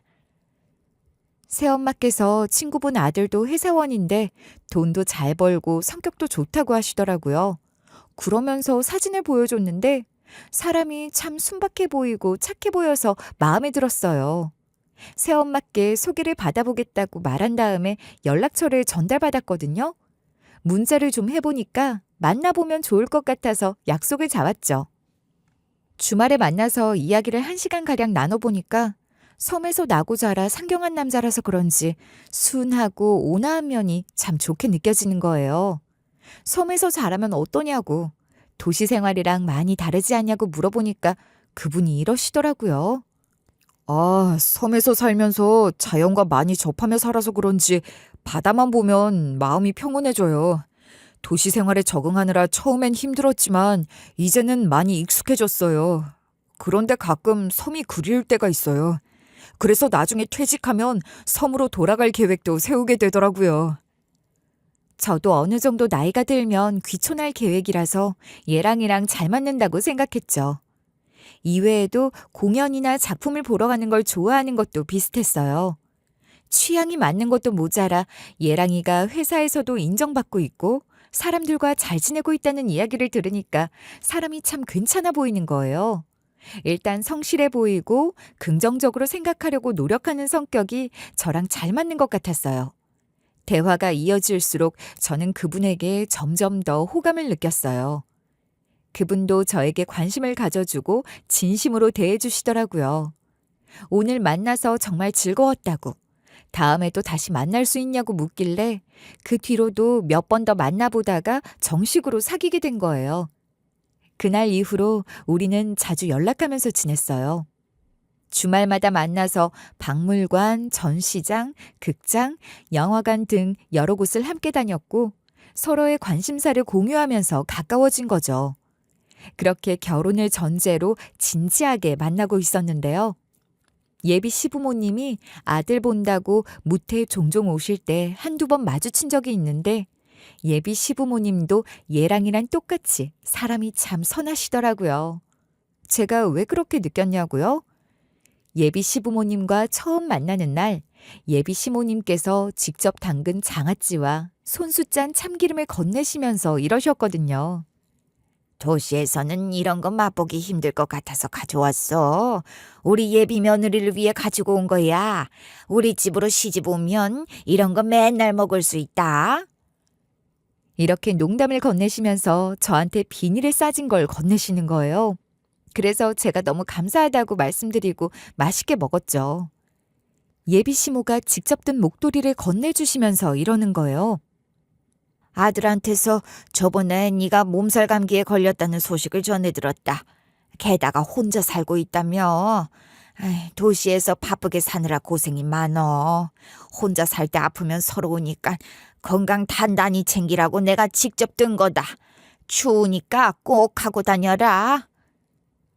이렇게 이야기해 주시면서 저를 토닥거려줘서 너무 감동이었어요. 예비 시부모님이 아들 보러 무트로 올라오시는 건데 저까지 챙겨줘서 정말 좋았는데요. 저도 예비 시부모님께 잘하려고 밥도 맛있는 거 사드리고 비타민, 영양제 이런 거 사서 드렸었어요. 예비 시부모님도 좋은 분들이고 얘랑이도 예비 시부모님만큼이나 착하고 다정해서 예쁘게 만나고 있을 때였죠. 퇴근 후 집으로 가고 있는데 얘랑이한테 전화가 온 거예요. 전화를 받아보니까 얘랑이가 이러더라고요. 자기야, 우리 엄마가 집으로 한번 놀러 오라고 하던데 우리 집이 섬에 있어서 한번 보여주고 싶다고 한번 와줬으면 좋겠대. 저도 한번 얘랑이가 어렸을 때 지냈던 고향에 가보고 싶었거든요. 그래서 얘랑이랑 연차를 맞춰서 함께 가보기로 했어요. 얘랑이랑 제가 서로 다른 회사인데 연차 시기만 맞춘 거였죠. 그렇게 한번 예비 시댁이 있는 섬에 가봤어요. 처음에는 큰 배를 타고 그 다음엔 작은 배로 갈아타면서 들어갔었거든요. 확실히 육지랑 떨어져 있어서 그런지 주민도 젊은 사람이 거의 없고 어르신들만 있는 분위기더라고요. 작은 섬이라 조용하고 아기자기한 느낌이 들어서 좋았어요. 그렇게 예비 시부 차를 타고 동네를 한 바퀴 쫙 돌았죠. 그러다 예비 시부모님이 아는 사람을 만나면 인사를 나누고 그랬거든요. 동네 사람들도 젊은 사람이 왔다고 좋아하시더라고요. 제 손을 꼭 잡으면서 이런 말씀을 다 하시는 거예요. 안 그래도 섬 사람이 없었는데 잘 됐다. 얼른 주석이랑 결혼해서 애 좀 낳아라. 동네에 돌아다니면서 웃고 떠드는 애들이 없어서 옛날이 너무 그립다. 만나자마자 애부터 낳으라고 하니까 부담스럽긴 했죠. 예비 시모가 깜짝 놀라서는 이웃분 어깨를 찰싹 때리면서 이러시더라고요. 얘는 참, 무슨 그런 소리를 해. 요즘 애들한테 그런 소리 하면 안 돼. 아직 결혼도 안 한 애한테 별 소리를 다 한다. 이러고 웃고 마시더라고요. 그런데 어르신들이 원래 그러잖아요. 괜히 옆에서 참견하고 한마디 거들고 이래라 저래라 하시지만 마음은 다 걱정되고 내 자식 같아서 하는 소리 같았어요. 제 예상대로 이웃분이 웃으시더니 자기 집 쪽을 가리키면서 이러시는 거예요. 맛있는 부침개 했으니까 그거 가져가라. 조금만 기다려봐. 내가 얼른 가서 가져올게. 맛있는 거 줄 테니까 자주 놀러 와야 한다. 이웃분이 진짜로 집으로 들어가 부침개를 싸주시면서 다음에 또 오라고 하더라고요. 처음엔 당황스러웠지만 예비 시부모님이랑 친하신 분이니까 괜히 얼른 결혼하라고 한 거겠거니 하고 좋게 생각하고 넘어갔어요. 그렇게 예비 시댁으로 갔는데 예비 시모께서 제 등을 막 쓸어주시면서 이러시는 거예요. 먼 길 오느라 배고플 것 같다. 내가 우리 예비 며느리 온다고 해서 맛있는 거 해놨거든. 아들한테 들었는데 더덕구이를 그렇게 좋아한다며? 내가 그거 아주 맛깔나게 해놨다. 이러시면서 거하게 항상 차려주시는 거예요. 저번에 장아찌랑 참기름 먹었을 때부터 알아봤어야 했는데 예비 시모 음식 솜씨가 장난이 아니더라고요. 너무 맛있어서 정말 마파람에 개눈 감추듯 음식을 먹어버렸어요. 예비 시모랑 같이 상을 치우고 제가 설거지까지 했죠. 그리고 예비 시부모님이 각방을 내어주시는 거예요. 제가 그때 얘랑이랑 같은 방 써도 된다고 말씀드렸어요. 방을 2개 다 쓰면 청소할 곳이 늘어날 것 같다고 말하니까 예비 시부가 이러시는 거예요. 너네는 결혼할 사이지만 작은 섬이다 보니 워낙 소문이 빠르거든. 결혼 전이니까 각방 쓰는 게 좋을 것 같다. 그러니까 웬만하면 서로 방 오가지 말고 각자 방에서 지내거라. 일단 알겠다고 하고 예비 시부모님이 말씀하신 방으로 들어갔는데요. 그런데 예비 시댁에서 내어준 방에 있는 서랍장을 열어보니까 젊은 여자 화장품이나 여성용품 등이 있는 거예요. 약간 오래된 여성용품 같았어요. 이게 왜 여기 있지 싶어서 바로 예비 시모를 불렀죠. 예비 시모한테 여성용품들을 보여주면서 이런 식으로 물어봤거든요. 어머님, 이게 뭐예요? 서랍장 열어보니까 젊은 여자들이 쓸 법한 여자 화장품이랑 여성용품들이 있었어요. 어머님이 쓸 것 같진 않고 약간 오래된 것 같은데 이게 왜 여기 있어요? 그러니까 예비 시모가 당황스러워하면서 제가 보여준 화장품들을 살펴보더라고요. 그렇게 머뭇거리면서 보더니 한참 동안 말을 고른 끝에 이렇게 말씀하시는 거예요. 섬 낚시 오는 사람들 것 같은데 낚시하던 사람들이 머물 곳을 찾는 경우가 가끔 있어. 민박집을 했었는데 그때 사람들이 놔둔 거 안 치운 거야. 그 소리를 듣고 좀 의아했죠. 섬 낚시를 하러 온 사람들이 남자 물건도 아니고 젊은 여자 물건을 두고 갔다고? 찝찝한 기분이 들었지만 이의를 제기하지는 않았어요. 그냥 남자들이 애인이랑 같이 오거나 그랬을 수도 있겠지 싶었어요. 아무튼 저는 그곳에서 3일간 지내면서 힐링하고 육지로 돌아왔는데요. 그렇게 잘 지내고 있었는데 사건이 하나 터지고 말았어요. 예비 시모와 제 새엄마가 어떤 문제로 다툰 거예요. 새엄마가 말하지 않아서 싸운 것도 모르고 있었거든요. 제가 예비 시모랑 새엄마가 싸운 걸 어떻게 알았는지 말씀드릴게요. 제 생일날 양가 부모님이 시간을 맞춰서 만나기로 했었는데요. 새엄마랑 예비 시모가 친구 사이랬잖아요. 그러니 제 생일날 양가 부모님 부르는 것도 별로 부담이 없었죠. 예비 시부만 그때 시간이 안 돼서 못 오신다고 했거든요. 그래서 저랑 얘랑이 예비 시모, 우리 아빠와 새엄마 이렇게만 만나기로 했어요. 무트로 올라오시는 예비 시모를 새엄마랑 같이 마중 나가려고 얘랑이 차를 타고 여객선 터미널로 갔거든요. 근데 이상하게 차를 타고 가는데 새엄마가 평소와 달리 말도 없고 표정도 어둡더라고요. 이때부터 좀 안 좋은 예감이 들었는데 여객선 터미널에서 만난 예비 시모도 행동이 뭔가 이상한 거예요. 새엄마 얼굴을 잘 쳐다보지도 않는 거예요. 평소라면 둘이 미주알 고주알 떠들고도 남았을 텐데 한마디도 안 하고 저랑 얘랑이 하고만 말하더라고요. 그때 새엄마가 예약해둔 식당으로 출발하기 전에 잠시 터미널 내 화장실에 다녀오겠다고 했어요. 그렇게 새엄마가 멀어지기 무섭게 제가 예비 시모를 이런 식으로 한번 떠봤죠. 혹시 두 분 무슨 일 있었어요? 평소 같았으면 만나자마자 어떻게 지냈는지 대화도 나누시고 부동산 투자 이야기에 연예인 이야기까지 다 하실 텐데 너무 조용하니까 이상하네요. 이렇게 물어보니까 예비 시모가 머뭇거리시는 거예요. 그리고 한참을 망설이다가 이렇게 말씀하셨어요. 사실 우리 둘이 싸웠어. 그렇게 심각한 건 아니고 사소한 문제였는데 친구 사이가 뭐 그렇지. 너무 신경 쓰지 말아라. 쟤도 저러다가 말 거야. 제가 그때 뭐 때문에 싸우신 거냐고 물어봤거든요. 그런데 예비 시모께서 새엄마한테 들으라고 하시는 거예요. 때마침 새엄마가 화장실에서 돌아오셨길래 제가 이리 물었죠. 어머님이 엄마랑 싸웠다고 하시는데 대체 무슨 일이 있으셨던 거예요? 죽고 못 사는 죽마고 오셨으면서 두 분이서 이러시는 거 처음 봐요. 제가 이러니까 새엄마 얼굴이 순식간에 빨개지는 거예요. 그리고 참지 못하고 갑자기 이렇게 화를 내셨어요. 내가 분명 딸 앞에서는 티내지 말자고 하지 않았어? 딸 생일이라 너 꼴 보기 싫은데도 참고 온 거야. 마중도 안 가면 이상하게 생각할까 봐 온 건데 기어이 싸운 걸 일러 바쳤냐? 자꾸 이런 식으로 굴 거냐고! 이러고 짜증을 내시는데 새엄마 목소리가 얼마나 큰지 주변 사람들도 휘둥그레해진 눈으로 쳐다보는 거예요. 예비 시모가 그런 새엄마를 보고 당황스러워하면서 이러시더라고요.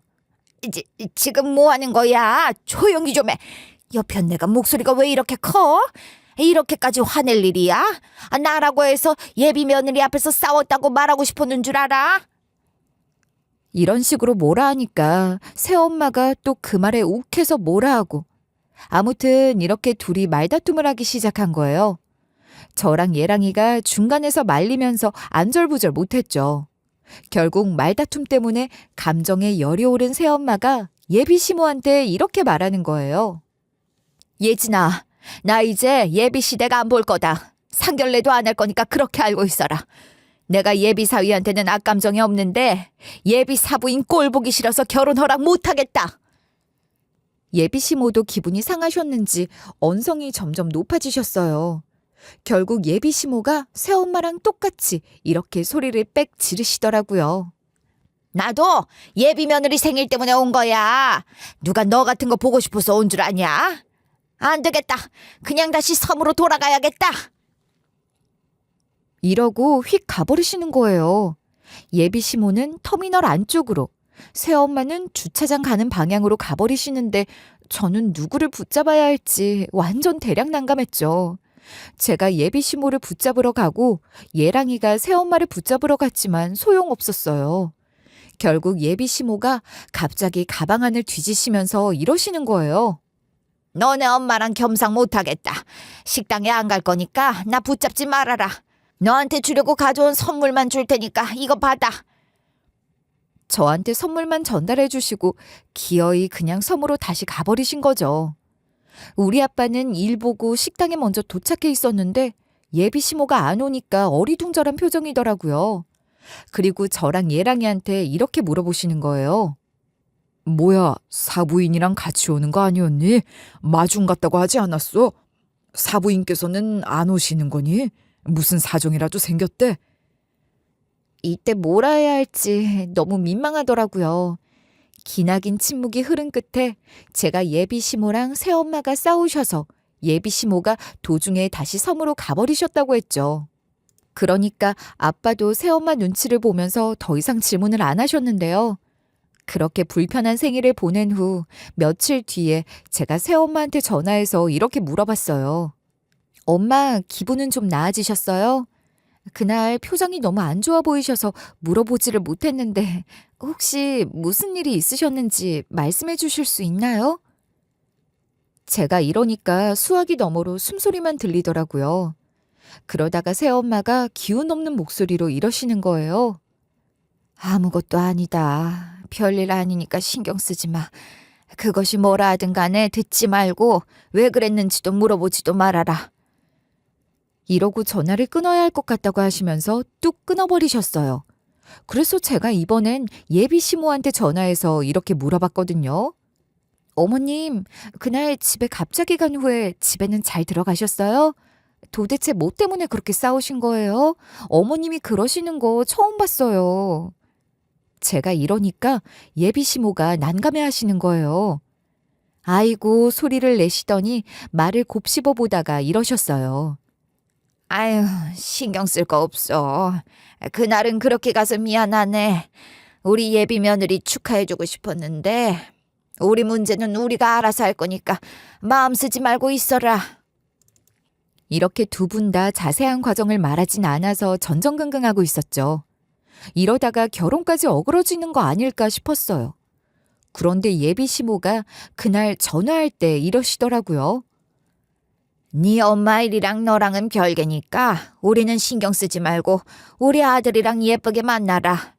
네가 전에 장아찌랑 참기름 맛있었다고 한 게 기억났거든. 내가 그것들이랑 같이 다른 반찬도 보내줄게. 상할까봐 걱정이 되면 택배로 며칠 걸려서 보내도 안 상하는 반찬으로 보낼 테니까 걱정하지 말고. 예비 시모가 이러시면서 주소를 알려달라고 하시는 거예요.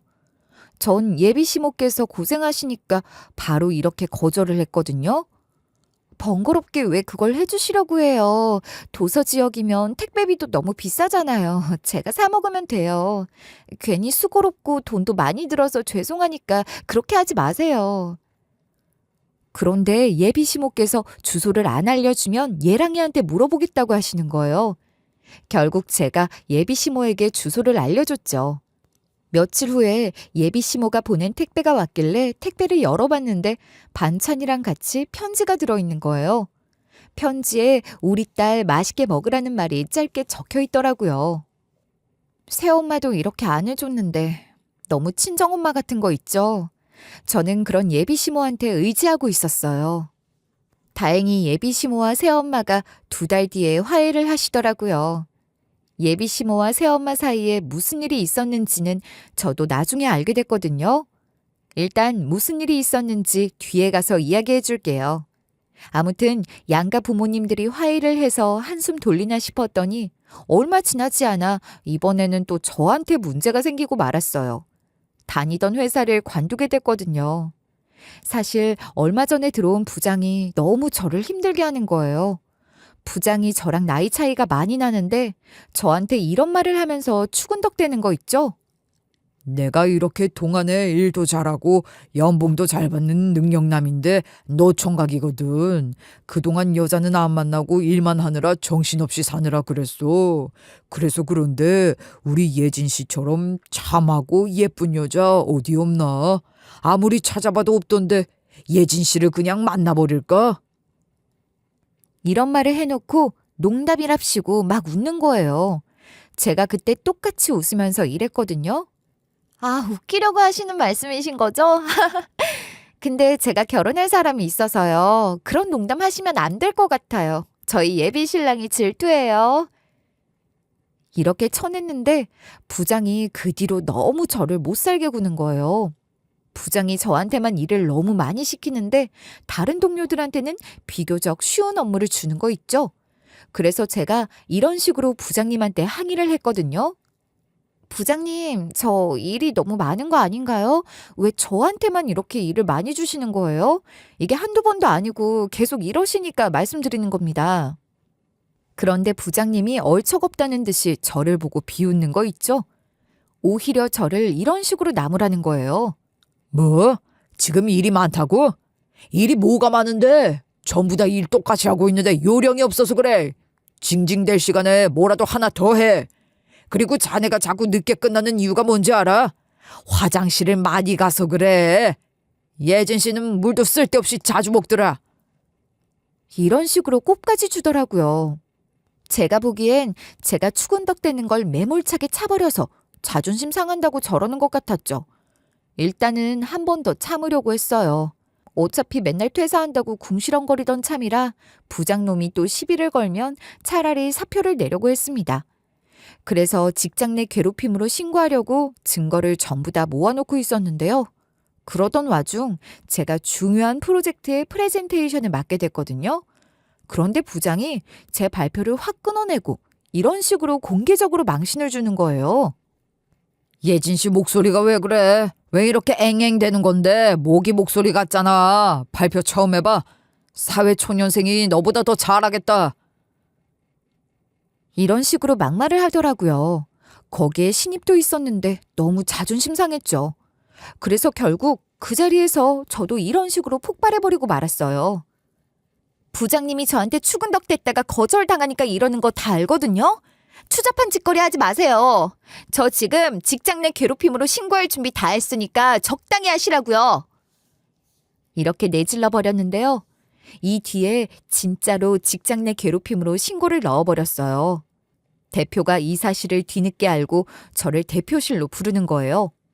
제가 대표실로 들어가니까 대표가 이런 식으로 저를 막 달랬거든요. 예진 씨가 진짜 고생이 많았어. 그런 일이 있었으면 말을 하지 그러던가. 나는 그런 줄도 모르고 있었네. 김 부장을 다른 부서로 보내든지 어떻게든 해줄게. 처음에는 이래놓고 나중에는 뭐라 한지 아세요? 대표가 제 얼굴도 쳐다보지 못하고 이러더라고요. 그런데 예진 씨, 직장 내 괴롭힘으로 신고한 걸 철회해 줄 수 있을까? 김 부장이 나랑 친분이 있는데 김 부장이 곤란하게 됐어. 내가 이렇게 부탁할게.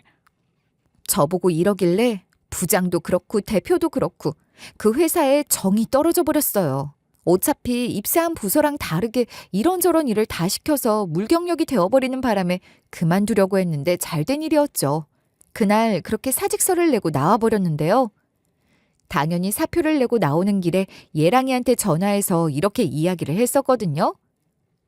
자기야, 내가 전부터 입사한 부서 일이랑 다른 걸 자꾸 시켜서 그만두고 싶다고 했잖아. 그것도 모자라 이번에 새로운 부장이 계속 추근덕거리더니 내가 결혼할 사람이 있다고 거절하니까 자꾸 일 많이 시킨다고 말했었지. 그런데 이번에 프로젝트 발표할 때 나를 개무시하는 거야. 결국 참지 못하고 직장 내 괴롭힘으로 신고한다고 하고 신고까지 해버렸어. 그러니까 대표가 그 부장이랑 친분이 있다고 신고를 철회해달래. 나 참 어이가 없어서. 그래서 그냥 사표 내고 나와버렸어. 제가 이러니까 예랑이가 괜찮냐고 물어보면서 퇴근하고 보자고 하더라고요. 그날 저녁에 예랑이를 만나서 이런저런 이야기를 나누며 스트레스를 풀었는데요. 그렇게 헤어진 다음에 회사도 퇴사했으니 집에서 편하게 쉬고 있었거든요. 그런데 예랑이가 예비 시모한테 말했는지 예비 시모한테 전화가 온 거예요. 전화를 받아보니까 예비 시모가 이런 제안을 해주시더라고요. 얘야, 괜찮은 거니? 우리 아들이랑 전화를 했는데 아들이 너를 너무 걱정하고 있더라. 상처를 많이 받았을 것 같은데 어떻게 하면 좋을까 상담을 하던데. 나도 그 말을 듣고 걱정이 돼서 너한테 전화를 좀 해봤다. 너도 이제 퇴사해서 집에 있는 거면 섬으로 한 번 더 놀러 와라. 이번엔 오래 있어도 돼. 회사 생활하느라 지친 마음을 섬에서 힐링하고 가거라. 안 그래도 예비시댁에 가고 싶다는 생각을 했었거든요. 그래서 제가 이런 식으로 엄청 좋아했었죠. 아이고, 어머님, 당연히 가야죠. 저번에 갔을 때 얼마나 좋았는지 몰라요. 저희 둘이 시간 맞춰서 한번 들릴게요. 이렇게 말하고 전화를 끊은 다음에 예랑이한테 전화를 걸었어요. 전화벨이 한참을 울리다가 예랑이가 전화를 받았길래 이렇게 이야기했죠. 자기가 어머님한테 나 회사에 일이 생겨서 퇴사했다고 말했더라. 퇴사했으니까 섬에 한번 놀러 오래. 저번처럼 시간 맞춰서 가자. 제가 이러니까 예랑이가 잠깐만 하더니 무언가를 넘겨보더라고요. 지금 스케줄을 확인해보고 있다고 하더니 잠시 후에 이렇게 대꾸하는 거예요. 이걸 어쩌면 좋지. 이번에는 시간이 안 맞아서 같이 못 갈 것 같은데 자기만 괜찮으면 혼자 다녀와. 엄마가 당신 혼자 가도 엄청 좋아할 것 같더라. 그때 섬에 갔을 때 풍경이나 분위기나 예비 시모가 해준 밥이나 너무 좋은 기억들 뿐이라 한 번 더 가고 싶었거든요. 이왕 가는 거 예랑이랑 같이 가고 싶었지만 일하는 예랑이한테 부담을 주고 싶진 않아서 이렇게 대답하고 말았어요. 알겠어. 나 혼자 갔다 올게. 저번에 자기랑 배 타보고 가봐서 혼자서 갈 수 있을 것 같더라. 헤매더라도 날 밝을 때 배 타는 거라 괜찮을 것 같아. 예랑이가 여차하면 예비 시부모님이 마중 가면 될 거라고 해서 저 혼자 예비 시댁에 갈 채비를 했는데요. 우선 짐을 챙기고 집을 나와서 지하철과 버스를 탄 다음에 배를 탔어요. 여객선 터미널에서 배를 타고 도착한 선착장에서 다른 배로 환승했어요. 주중이기도 했고 그 작은 섬에 가는 승객이 별로 없는 거예요. 예비 시댁이 있는 섬으로 가려고 환승하는 사람이 저밖에 없었어요. 그때 제가 배를 보고 어라? 싶어서 이렇게 질문을 해봤죠. 저번에 오신 선장님이랑 배가 다르네요. 배가 더 작은 것 같아요. 저번에는 주말이었는데 오늘은 평일이라서 그런가요? 제가 이렇게 물어보니까 선장님이 뒤돌아보시는 거예요. 그리고 저한테 웃으면서 이렇게 설명해 주셨거든요. 원래 오기로 했던 배 선장님이 몸살이 나서 제가 대신 부탁받고 왔어요. 젊은 아가씨가 혼자 어쩌다가 이런 작은 섬에 가게 된 거예요. 그래서 제가 이런저런 이야기를 하는데 배 선장님이 당황하시는 거예요. 그래서 예비 시모 이름이 뭐냐고 물어보길래 말해줬더니 선장님 얼굴이 어두워지셨어요. 그렇게 배가 출발하긴 했거든요. 배를 타고 가고 있는데 갑자기 선원이 저한테 이런 식으로 말을 거는 거예요. 저기요 아가씨, 선장님이 고심해 보다가 결국 뱃머리를 돌렸다가 하더라. 원래 도착지가 아닌 다른 섬에 먼저 들려서 거기에 내려주실 것 같아. 그 섬은 하루에 2번 정도는 배가 왔다 갔다 하니까 이따 오후가 되면 그거 타고 육지에 가라고 하더라. 선원이 하는 말을 듣고 얼마나 어이가 없었는지 몰라요. 그래서 제가 자리에서 벌떡 일어서서 이렇게 따졌는데요. 네? 갑자기 그게 무슨 소리예요? 이게 뭐 하는 짓이에요? 말도 없이 이러시는 게 어딨어요? 아까부터 어머님 이름을 묻질 않나. 도대체 뭐 때문에 이러시는 건데요? 제가 선장님한테 가봐야 할 것 같다고 하니까 선원이 제 손을 확 잡아채는 거예요. 그리고 그 선원이 이런 식으로 말하면서 저를 당황스럽게 만드는 거 있죠? 아가씨, 선장님이 아가씨 위해서 그런 거야. 거기 들어가면 평생 못 나올 수도 있어. 그 집 첫째 며느리가 어땠는지 알아? 제가 그게 무슨 소리냐고 반문했거든요. 그런데 선원이 이런 식으로 설명해 주는 걸 듣고 경악을 하고 말았어요. 아가씨가 예비 시댁이라고 말한 크고 정말 악질이야. 그 집안에 첫째 며느리가 들어왔는데 동남아에서 온 며느리라고 하더라. 그 집안 첫째가 뱃사람이다 보니 첫째 며느리를 시댁에 맡겼나 봐. 그렇게 동남아에서 온 첫째 며느리가 그 집안 사람들이랑 함께 살게 됐거든. 그런데 그 집안 사람들이 며느리를 그렇게 부려먹었다고 하더라. 결국 첫째 며느리가 그 집안 첫째한테 이곳에서 살기 싫다고 하소연했다고 하더라고. 그런데 그 집안 첫째가 하소연을 당연히 안 들어줬다는 거야. 그러다가 외지인을 통해서 그 집안 식구들이 없을 때 틈을 타 나간 거야. 그 뒤로 첫째 며느리가 무슨 인권단체를 통해서 그 집안 첫째랑 시댁 식구들을 신고해서 이혼하고 그랬다는 소문을 돌았어. 선원들도 이 이야기를 해주면서 치가 떨린다는 거예요. 선원들도 그때 예비 시모의 소름 끼치는 면모를 목격했다면서 이런 말까지 해주더라고요. 첫째 며느리 찾는다면서 그 여자가 길길이 날뛰는 모습을 봤는데 악귀 같았어. 우연히 그 모습을 봤는데 2년 전년 온갖 쌍욕을 하면서 돌아오기만 하면 가만 안 둘 거라고 난리를 치더라. 그렇게 부려먹는다고 소문이 자자했는데도 은혜도 모르는 년이라고 말하면서 차마 입에 담을 수도 없는 욕을 내뱉더라고. 이런 얘기를 해주면서 고개를 절레절레 젓더라고요. 그러면서 선원들이 저보고 이런 당부의 말까지 해주는 거예요. 그 섬 사람들도 믿지 마. 그 집안 남자가 섬 마을의 이장인데 작은 섬이다 보니 영향력이 막강해서 섬 사람들도 다 그 집안 식구들 편이야. 섬 사람들한테 우리가 말한 게 사실이냐고 물어봤자 아가씨한테 그 집안 식구들 불리한 이야기는 절대 안 해줄걸. 그 말을 듣고 입을 떡 벌리고 말았죠. 그렇게 곧 다른 섬에 다다르는데 선원들이 저보고 이렇게 소리치는 거예요. 아, 빨리 여기서 내려. 괜히 우리 말 안 믿고 그 집에 갔다가 큰 코 다치지 말고. 우리 말대로 여기로 오는 배 타고 다시 육지로 가. 알겠지? 다른 사람도 아닌 선원이 이래서 그 즉시 배에서 내린 거예요. 덕분에 저는 거기 머물러서 잠시 배를 기다리다가 다시 육지로 올라왔어요. 그렇게 제가 육지로 가니까 예비 시모한테 전화가 오는 거예요. 전화를 받자마자 예비 시모가 너무나도 온화한 목소리로 이러는 거 있죠? 지금쯤이면 도착할 시간 아니니? 왜 안 오니? 무슨 일이라도 생긴 거야? 아무리 기다려도 네가 안 보여서 오다가 사고라도 당한 건 아닌가 싶어서 전화해봤다. 평소에 제가 알고 있던 착한 예비 시모 같더라고요. 그래서 제가 예비 시모한테 이런 식으로 따져봤어요. 어머님, 왜 제가 알던 이야기랑 다른 거예요? 저번에 섬에 갔을 때 어머님이랑 아버님이 해주신 말씀 있잖아요. 그거랑 전혀 다른 소문을 들었어요. 도대체 제가 예비 시부모한테 무슨 말을 들었길래 그랬냐고요? 그때가 섬에 온 지 이튿날째 밤에 일어난 일이었는데요. 제가 여성용품이나 젊은 여자가 쓰는 화장품이 왜 있냐고 물어봤었다고 했잖아요. 가족끼리 술을 마시는데 예비 시모가 그때 이런 식으로 고백을 하는 거예요. 사실 네가 아침에 물어봤던 용품들 다 첫째 며느리 거다. 첫째 며느리가 못된 인간이었어. 우리가 그것한테 뒤통수를 맞았거든. 예비 시모가 이러니까 옆에 있던 예랑이랑 예비 시부도 맞장구를 치더라고요. 제가 무슨 일이 있었냐고 물어보니까 예비 시부가 이러시는 거예요. 첫째 며느리가 베트남 사람이었거든. 한국인이 또 베트남 사람들보다 돈이 많잖아. 첫째 며느리가 시집 온 다음부터 생활비 달라고 돈을 뜯어내고 베트남에 있는 엄마 아빠가 가난해서 돈 줘야 한다고 말하면서 돈을 그렇게 뜯어냈어. 그래놓고 도망가 버린 거야. 마음 같아서는 사기죄로 고발이라도 하고 싶었는데 뭘 속인 게 없잖아.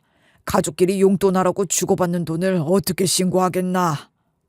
예비 시부가 착잡한 표정으로 이러시니까 저까지 마음이 막 안 좋아지더라고요. 분위기가 착 가라앉은 가운데 예비 시모가 이런 식으로 부연 설명까지 해주셨어요.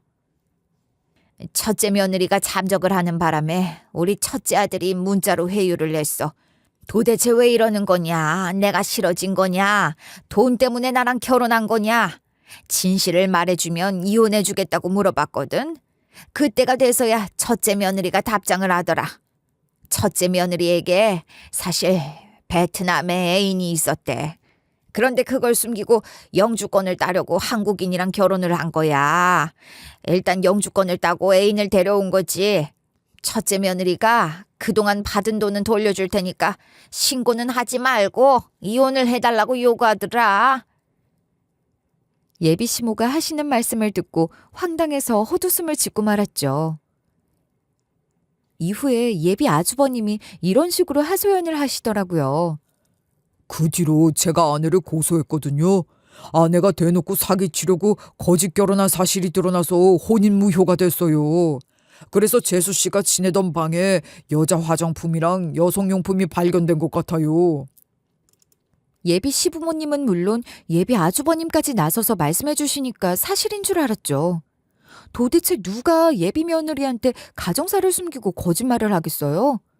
그런데 제가 배 안에서 전혀 다른 소식을 들었다면서 이런 식으로 예비 시모를 의심했거든요. 근데 막상 뱃사람들이 하는 이야기를 들어보니까 어머님이랑 아버님 그리고 아주버님이 하시는 말씀이랑 다르잖아요. 선원분들이 어머님이 악명 높은 인간이라고 했거든요. 설마 저한테 거짓말하신 거예요? 설마 그 소문이 사실이면 저한테도 일을 시키시려고 부르신 거고요? 저는 예비 시모가 사실이 아니라고 해명을 할 줄 알았거든요. 예비 시모가 모든 걸 다 들킨 것 같았는지 본성을 드러내는 거예요. 글쎄 저보고 이런 식으로 막 뭐라고 하더라고요. 예, 어차피 너 직장도 관뒀다며. 백수인데 우리 집 와서 일해주는 게 그렇게 싫니? 너희 엄마도 빚 갚는 대신 너 데려와서 일 시키면서 살라더라. 갑자기 우리 새엄마 이야기가 나오다니 무슨 말이냐고 물었거든요.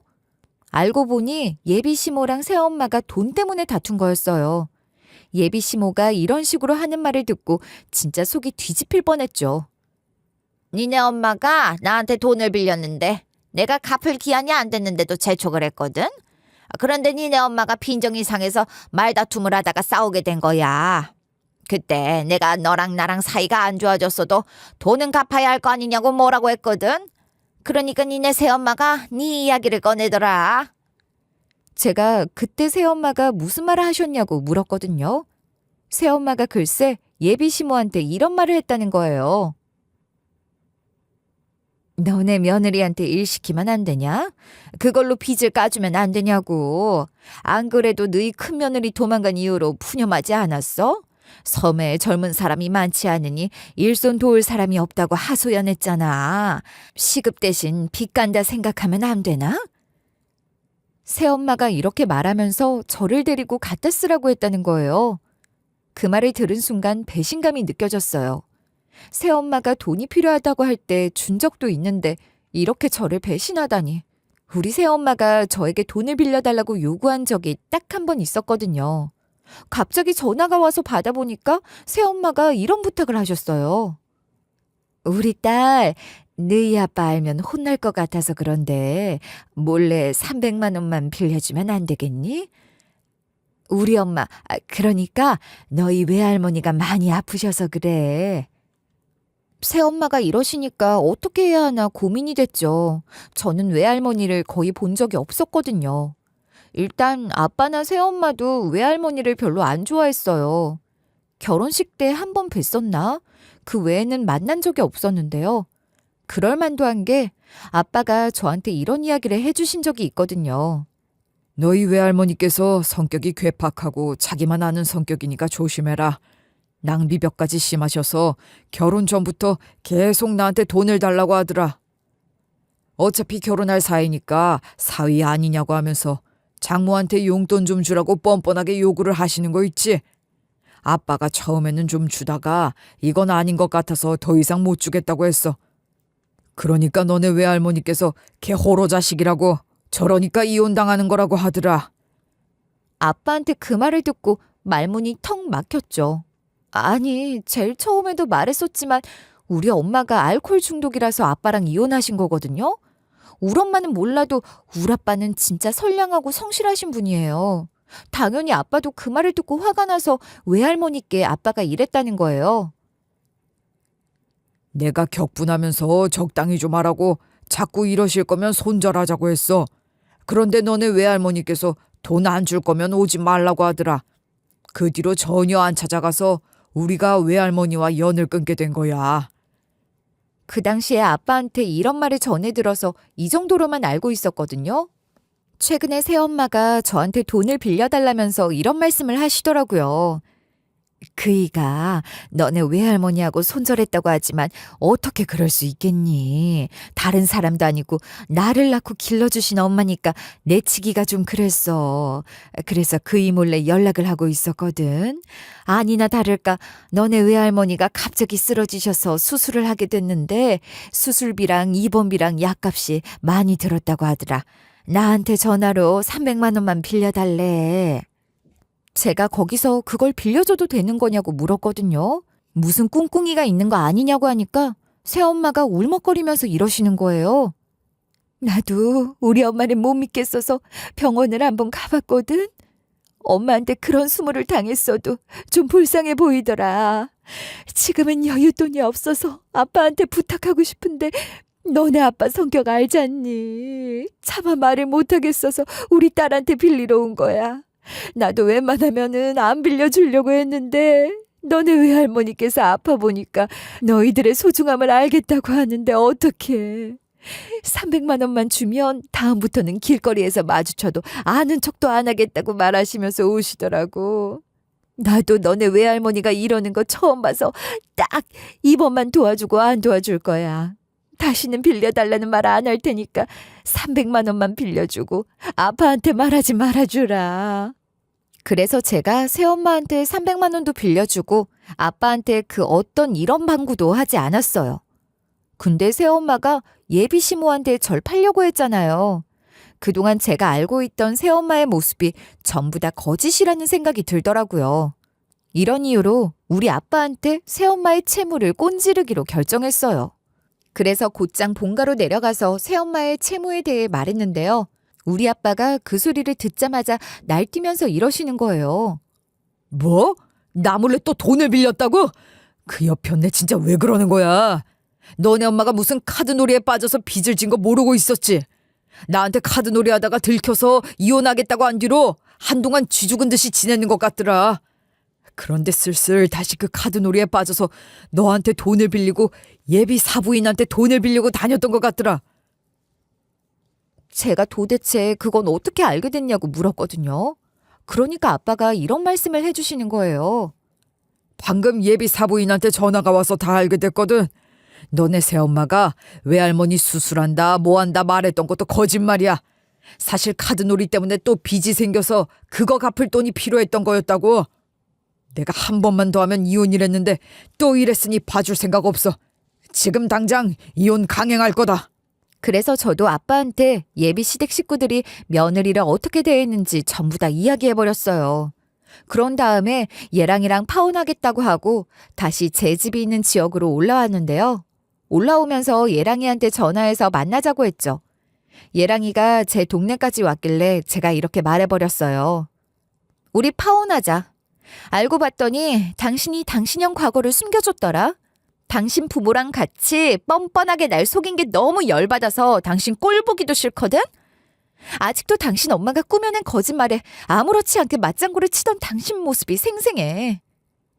그리고 당신도 그렇고 당신 부모도 그렇고 나를 그 첫째 며느리처럼 집안이라는 노예로 만들려고 했잖아. 결국 당신도 쓰레기 같은 존재 아니야?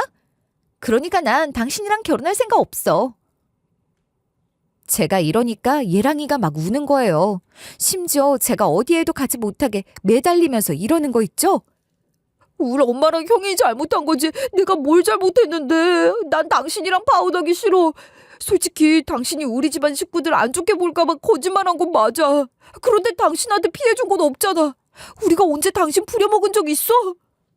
얘랑이가 이렇게 뻔뻔하게 나오길래 뒷골이 확 땡겼죠. 그래서 제가 그 자리에서 이런 식으로 따졌어요. 나한테 거짓말한 게 한두 가지가 아닌데 뭘 잘못한 게 없어. 벌써부터 거짓말을 일삼는 사람이랑 결혼할 생각 없으니까 이건 놔! 그러니까 얘랑이가 태세 전환을 하는 거예요. 눈물을 막 흘리면서 이렇게 불쌍한 척을 하고 앉아있더라고요. 자기야, 제발 이러지 마.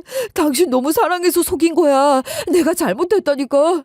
형수님이 우리 집 사람들한테 질려서 도망간 얘기하면 나랑 결혼 안 할 것 같아서 그랬어.